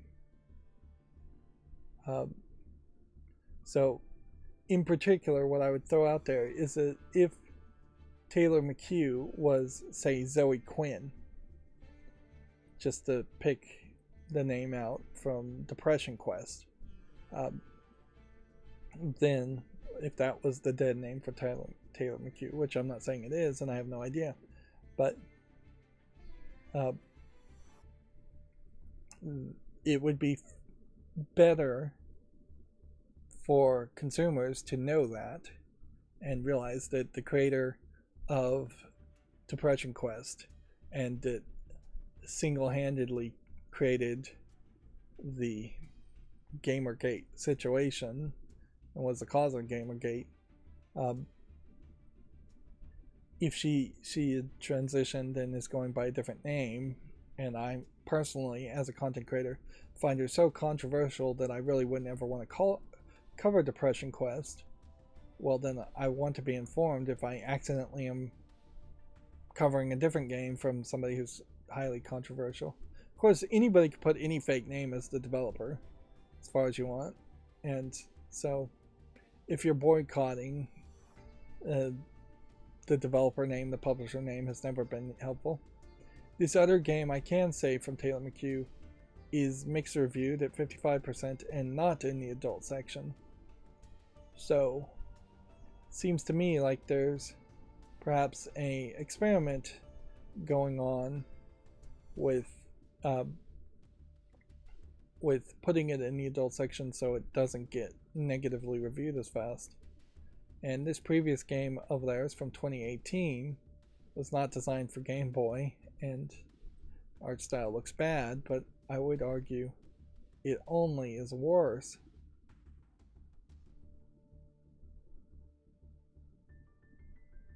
Here. Although, in all fairness, if you're actually making something for a Game Boy, there's only 4 shades of grayscale in Game Boy. If you're trying to do Game Boy Color, then you have to limit yourself pretty much to those 4 colors being translated into 4 shades of gray, which is where you might get this crazy color palettes. But yeah, overall this game does not look good quality. Let's see, moving on, let me see if this is adult. It's not. Poly Jigsaw is a jigsaw puzzle with some furry animals. I don't think I need to make YouTube shorts around jigsaw puzzle games though. I'm willing to curate those out. Droid Mole's Lavender Town looks like an RPG Maker game. What I really would want is, if you're going to make an adult game that is, I guess, the equivalent of Les Miserables in the sense that you're covering some really tough subjects, I'd also want it to have a level of polish equivalent to Les Miserables also. Cooking Picks as a game. Well, at some level I don't understand what I'm looking at, but seems like it's a card passing game that would take a lot of effort to learn, and an interface that does not look visually polished enough to make me want to learn that. It doesn't feel like there's enough scoring or interaction here. It's kind of weird that you have spinning coffee cups happening all around all of this.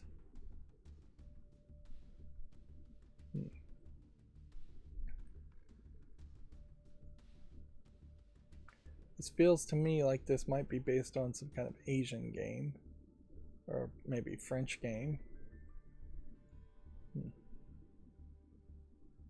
yeah, I've never heard of Cooking Pigs as a game, and it's just too simplistic. I don't know if we are even at the point now, if you were going to make something that was hyper realistic and well designed, though, that you could really get a character to be cared about in a video game to tell that kind of Les Miserables story. I'm gonna say no to Nightscape. This Smash dungeon looks polished enough to deserve a follow, I think. But yeah, there are some highly emotional TV and movie things that maybe if there was some rotoscoping animation over them would lose their emotion, or they might be just so emotional that it might be better if they were rotoscoped. I know there's this Amazon Prime one where the character goes through time and it's all rotoscoped, and honestly I think the story would have been just better if it hadn't been rotoscoped, and that they're spending a lot of energy doing that.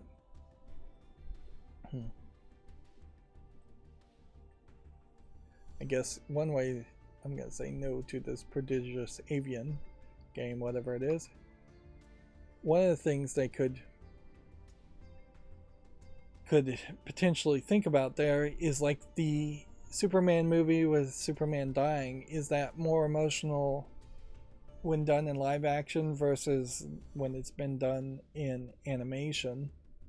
And I would say in that case the animation very possibly is better, because that is the way we've known Superman, is that he's been animated way more often than he's been depicted in real world elements.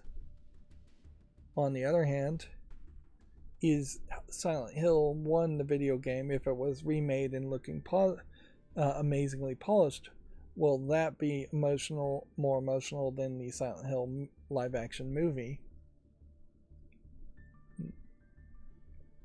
And I think it definitely depends on how fictionalized the characters are in the world is as to the way it's being depicted.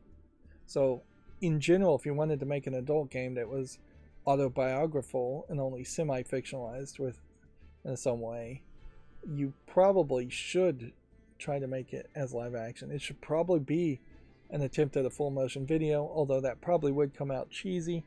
That being said, her story worked very well with full motion video and would have worked less well if it was just a 3D CGI character sitting in the interview room in her story. I'm going to say no to Frozen Garden. It does not feel like there's quite enough here. Hidden Kingdom top-down 3D is too simplistic of a title. I should probably judge more games just based on their lack of innovative titles.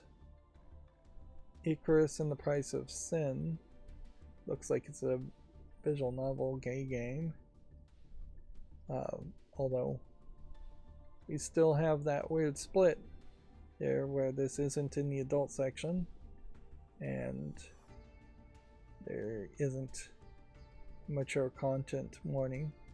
It's also a fairly short game at 5+ hours for $8.99, which is more than enough to dismiss this. The animation style too is that Western style that's slightly influenced by anime, but not done in any real quality way. Here we have a game called Return semicolon, which looks like an Escape the Room VR game, which we can say no to. Then we have Semantic misspelled, which just looks kind of like an asset flip zombie shooter. We can say no to that. Bad Dreams. It's already on the fault list. It actually does look like a horror game. So it's a VR horror game that either came out of early access or is just now available. Fingers crossed, I guess, if it's already on the fall list, it's been given a YouTube short. I don't feel a need to make another YouTube short. Maybe that's a mistake. Weed Runner is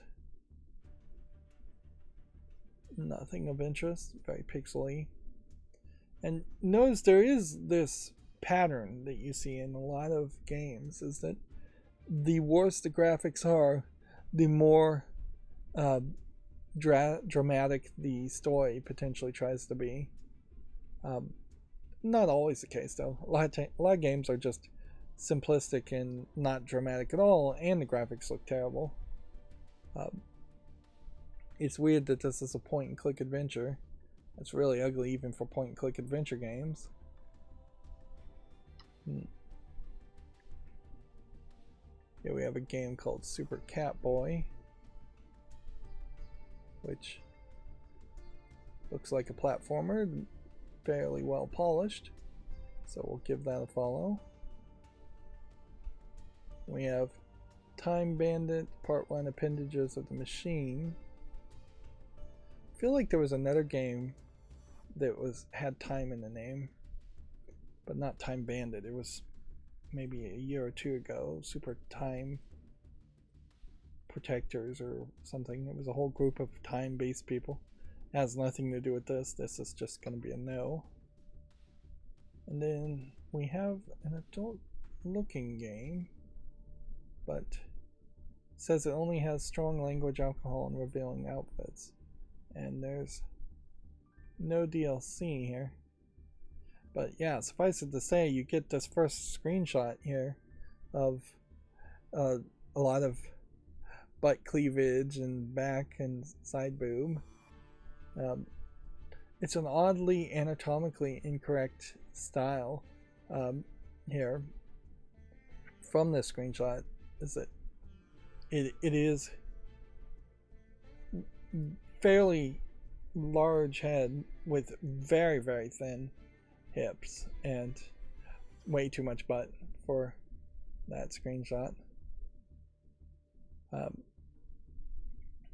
But yeah, it's called Office Girls in Games, and it looks like it's just a visual novel that has been censored, and that there's going to be a lot of lewdness. Like, at a certain point, I think you could define this as an anorexic style. It's just like, look at that neck. It is way, way too thin for the giant heads they have.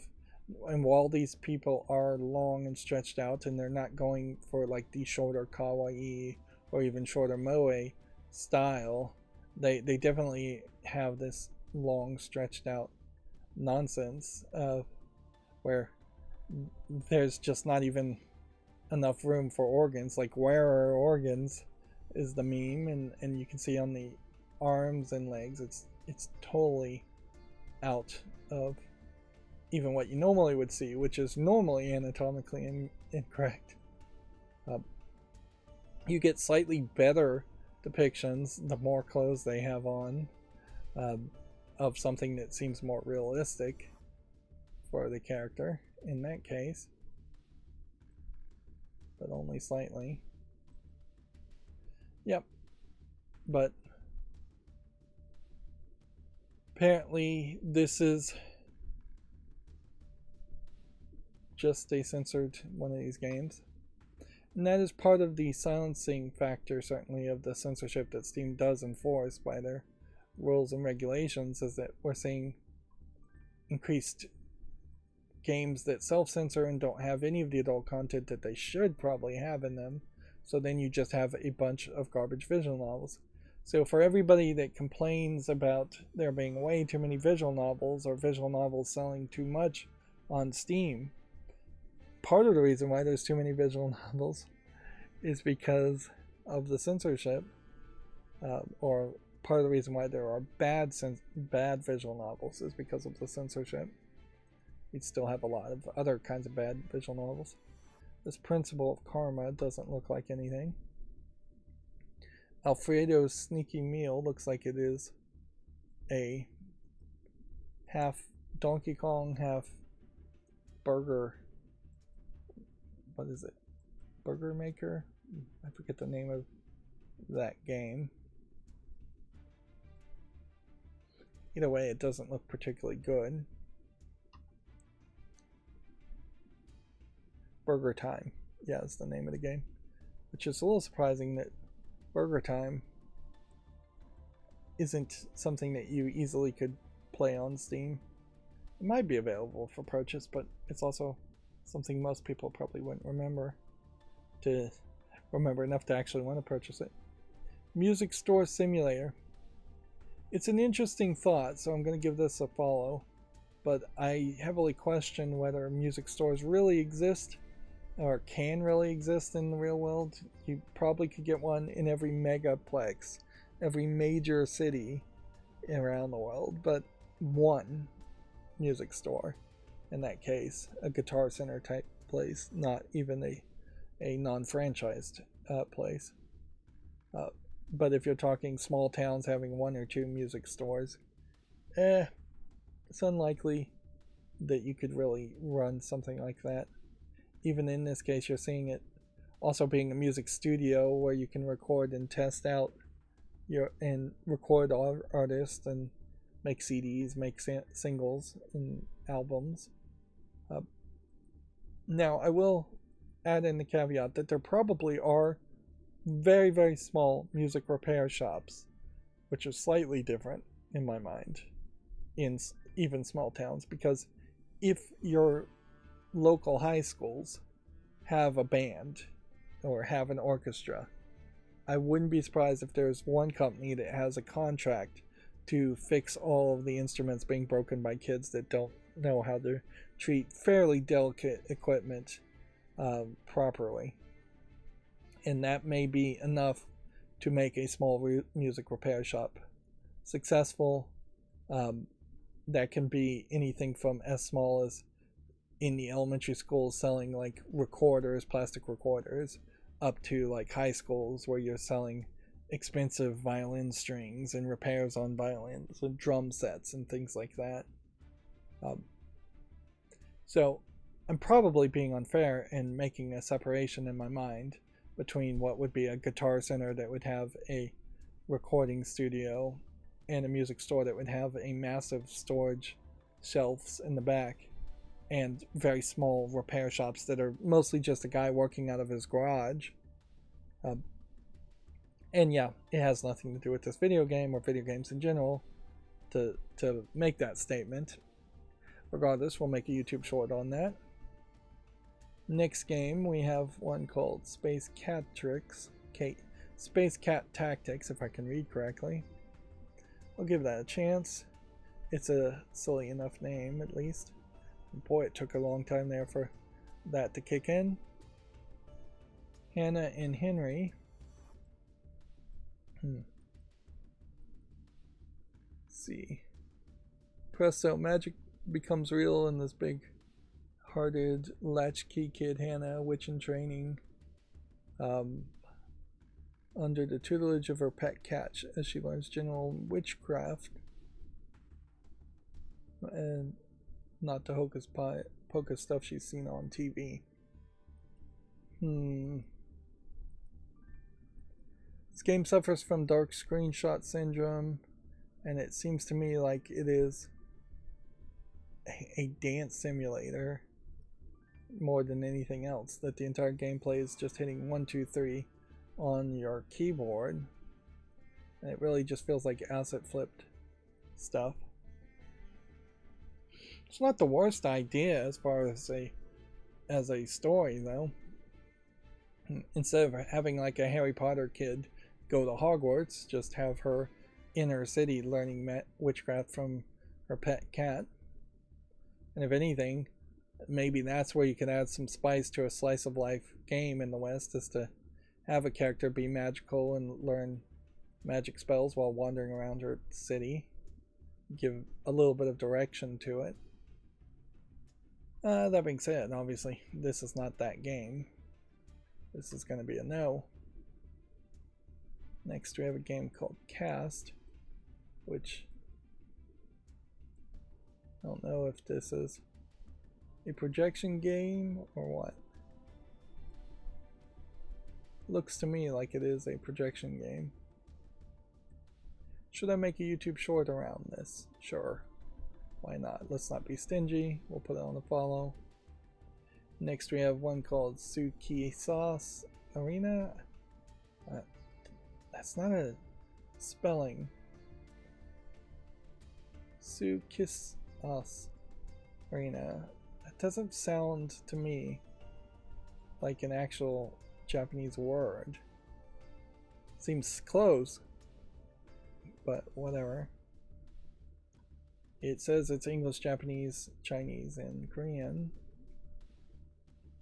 And looking at the screenshots, it looks like it's just a visual novel of no real interest. So I'm going to say no to it.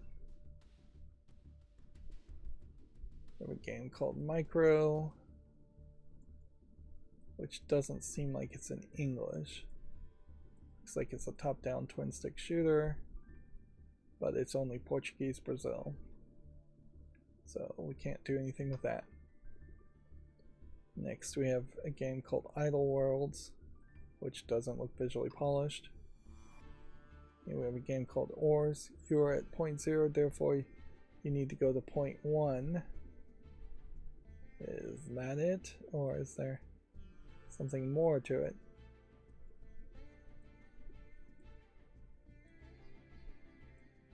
See, this feels like, well, feels pretty much like it's either a sick or crazy girl wandering around and is doing this dark psychological storyline while also implementing platforming and jumping.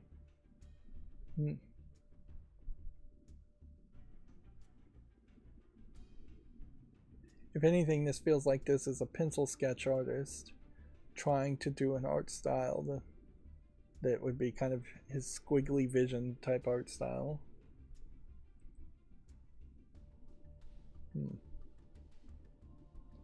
Alright, well, in general,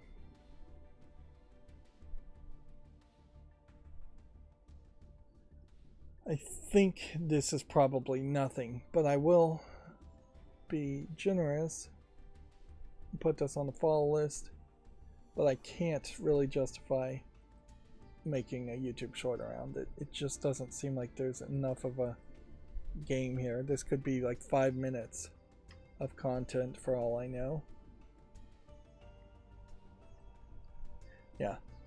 Speaking of unknowing something, I started watching this thing I think on Amazon Prime where it's fairy characters and fae folk, and I figured it was just based off some like teenage young novel, like something like Twilight or something, and then very quickly it's just like full on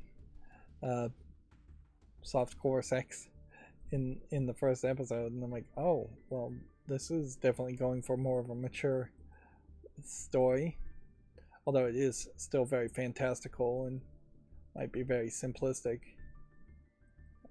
as far as it was going. And even before the romance scene, there was a lot of violence and death even before then. And it's definitely weird to see live action actors with fairy wings. This Lepidoptera doesn't look like anything worth mentioning. Okay, next we have a adult game called 30 Days, which is the standard 3D CGI games. You have a lady with red hair that seems to have a couple different hairstyles, a lady with black hair, several different ladies. Now weirdly, every single screenshot here is what I would just call YouTube family friendly, so I guess I can show it off. So if you have been following for a while and wondering what the 3D CGI art style is that I'm talking about, this is pretty much it. You have these 3D models that are assets on some kind of store where it's where it's then sold, the 3D model is, and then used in video games. What the problem with this is that you often in these games are just getting a very linear, no choices, no interaction visual novel storylines, and um, you never really know if you're getting any animation at all. This may just be a still that was made from a 3D image, or if you are getting animation, it could be very bad. There could be no lip flap, there could be no voice acting, there could be no movements. It could be looping in very small, simplistic movements. Uh, says there's two very cute 18-year-old fraternal twins, um, which maybe explains the different hairstyles of the characters. And yeah, I would say these are very nice looking characters for the 3D models being shown. Uh, but is there really a game here? Probably not. Is there really a story here? Probably not. It's a little weird that you can choose between three females and three males. That makes us a little strangely um, equal.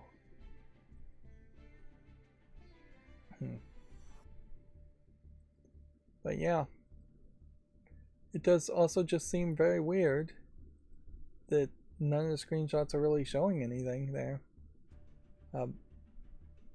It's a game that's early access and it's $10 and it's English only. It doesn't claim to have full audio voice acting, so yeah, I definitely wouldn't believe that is the case. Main character can be male or female, which is somewhat helpful. Let's see. It says it has 8 story-driven LIs. I don't know what LI would even mean. Choice of regulation alters several things throughout the story. Several fetishes, cosplay, BDSM, voyeurism, lesbian. If you go the full female route. Future features, pregnancy, lesbianism with the male route, Nico, furry, harem, and group sex.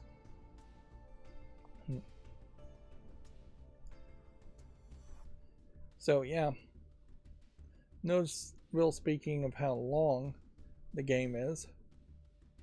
My concern here, if there really is much of a concern, is that this may be the new standard of even more censorship from Valve, and they may straight up be telling them that even in the screenshots, even in the adult section, these screenshots need to be censored. Which I've almost certainly made the argument that that should be the case, but the horse is already out of the barn by that point, and like there's just thousands and thousands of adult games on the storefront that already have like explicit nudity in their screenshots. To make all those developers change their screenshot is going to be really unfair to them. Plus, it doesn't really inform the player very much. As I'm actually watching the trailer play here, there's very little being shown as far as anything that looks nicely polished as far as interaction or gameplay. And in the trailer video there is actual nudity, so it's weird that the screenshots don't show it.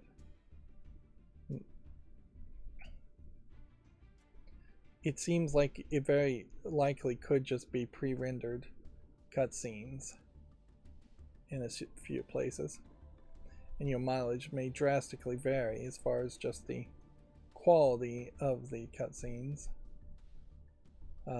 Some cutscenes might be very good, some cutscenes might be very bad.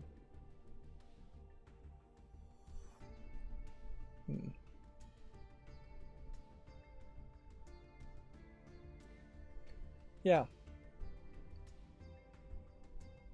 I don't know why you would put out a video that was fully explicit and then put out all the screenshots if it was your decision that didn't at least show a nipple in the adult section.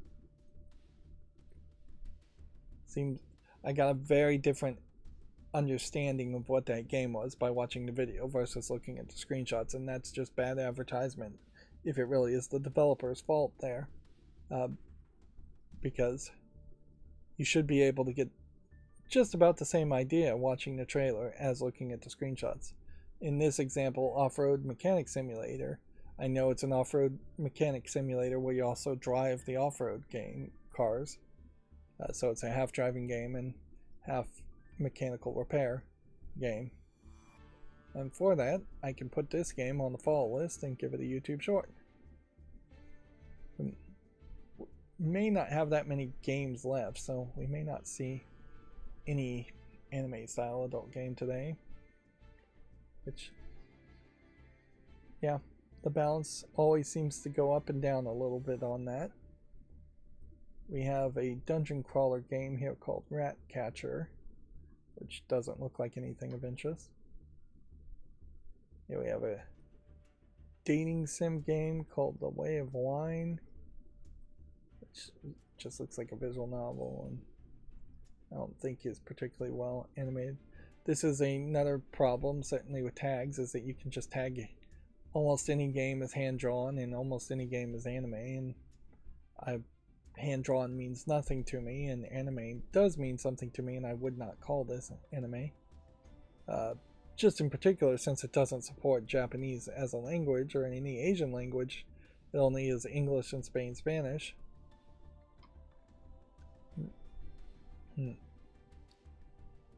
Next, we have a game called Fur Quest. I'll be exceedingly generous and put this on the fall list, but I'm not going to make a short around it.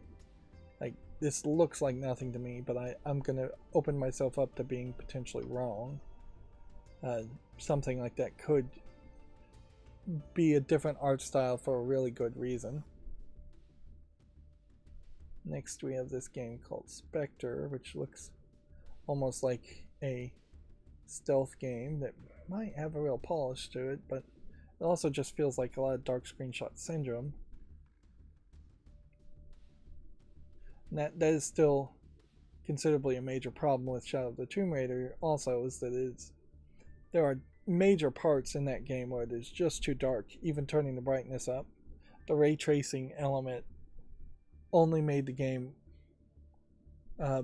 more likely to have procedurally generated shadows instead of older games which would have had light boxed and textured areas that were programmed to be lit a certain way so people could always see it. And at a certain level, you almost have to have a toggleable, controllable flashlight or camera mode. And there is, I guess, technically a camera mode in Shadow of the Tomb Raider. It's just not something you'd easily pull up. You'd have to hit pause and go into photo mode for that to really use that. But yeah, you almost have to have a flashlight mode if you're going to have ray tracing to just adjust for the fact that in the real world, real people would have put lamps and lights in rooms to make sure the rooms were lit up. But in a video game world, people are just not paying that much attention or spending that much energy to make sure lighting works that way. Or if you're building a forest with speed tree, there's probably very little, if probably no code in speed tree to make a densely packed forest that also has a canopy that's open enough so light always gets into that area, so you can actually see things.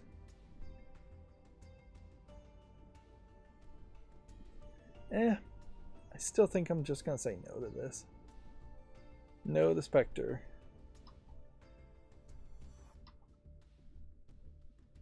Next we have what looks like a differently animated turn-based strategy placement game. I'll give it a short and put it on the fall list, although it's probably not the style of game I'd really want to play. And then we have what looks like an adult game. Let me see what it says here. Game may contain content not appropriate for all ages or may not be appropriate for viewing at work, is all it says. Which is not detailed enough by any means to describe the content in the game. So I've got to make my own discretion here. So this is one of these Sakura games from Winged Cloud, so it is one of these games that is going to go up into the line of being lewd but not nude, and most of these Sakura games are not that interesting because of that. There's a whole bundle here of 43 items for $130 under the Winged Cloud bundle, or if you just want 41 Sakura games, then it's $128.30 for 41 items. Not much of a difference there in the bundle. And Winged Cloud is kind of, I think, notorious, if I'm going to speculate here, of using basically the same characters that maybe they hand drew them and created them, but they use them in multiple games over and over again. Tend to be, it looks like, big boobed characters. This time they're all going to be bunny girls in the outfits. Yeah. Particularly like comparing the anorexic style, you can see here the hip to waist ratio is more realistic. Still not really anatomically correct, particularly when you throw giant G cup size boobs on it, but yeah, it is being a little bit more anatomically correct on the width, and I would say on the length. In part 2, you're not getting these super stretched out, like short, super stretched out, super tall characters as far as arms and legs and things like that. Now, what do you do with a game like this? Some of these Winged Cloud games have sold pretty well, but I think just for YouTube family friendliness, making a YouTube short around this is not something I generally would want to do, but maybe we should do an experiment. Eventually I'm just going to have to get close enough to the line that hopefully YouTube would just say, hey, we're going to demonetize this one character, this one YouTube short, because in that 1 minute it's too hot for a YouTube short. Of course, if I am going to do that, then I also need to see what this looks like in the 1 minute, because that's what would really be playing here, is this 1 minute video.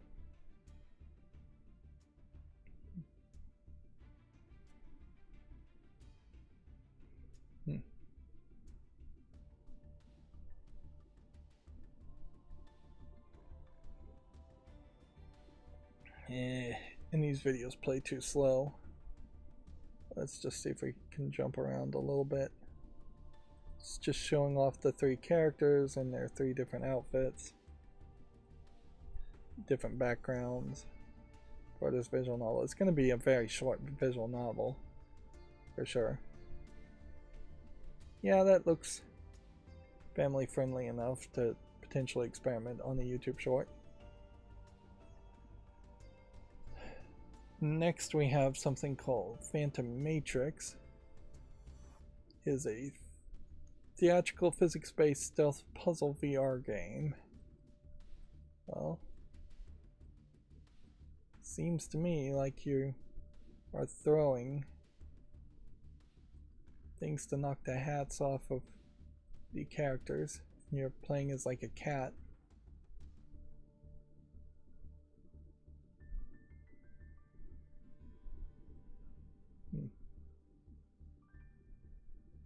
But see, weirdly, this is kind of the exact thing I don't really want to have happen in a VR game, is that you're just picking up items and throwing things, potentially swinging your hands wildly.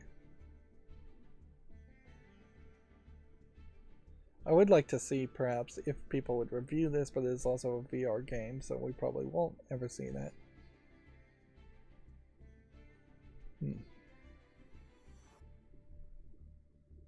It's an interesting concept, but I think that really is the last thing you should be doing in VR. So it seems a little dangerous, but I'm going to make a YouTube short on it anyways. Buyer beware. Next we have Knights of the Throne, which just looks like a standard 8-bit RPG game of no interest. And then we have a game called Nuna Prologue, which looks like it might be a card-based positional placement game.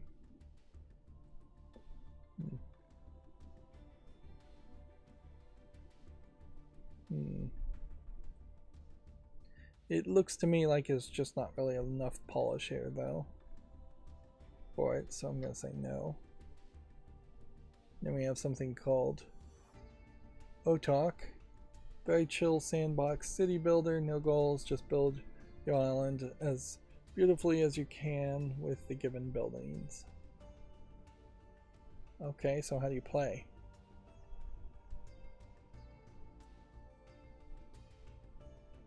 Basically then this is just an asset flip game. They're just telling you make your own game with it. I can't even really tell if you're in a sandy area or if you're in an oceany area. Yep, I think I have to say no for that. That's just far too simplistic. Let's see.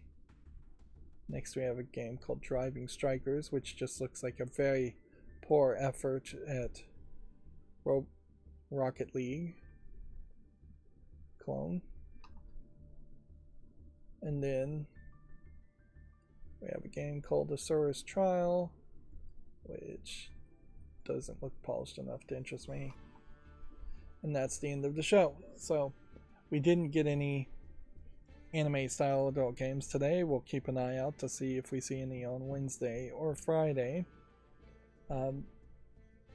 After being here and streaming for 4 hours and 21 minutes, I think I'm probably as healthy as I'm going to get for a while. So I probably can get back to a more stringent work style. I also still need to upload and program my new style of uploading videos. So I've got a lot of work. That's going to be it for this recording. As always, I ask you to like, share, subscribe, comment, and watch every second of my videos. If you want to support me further, there's some links down below in the description box. Thank you for watching. Have a good evening.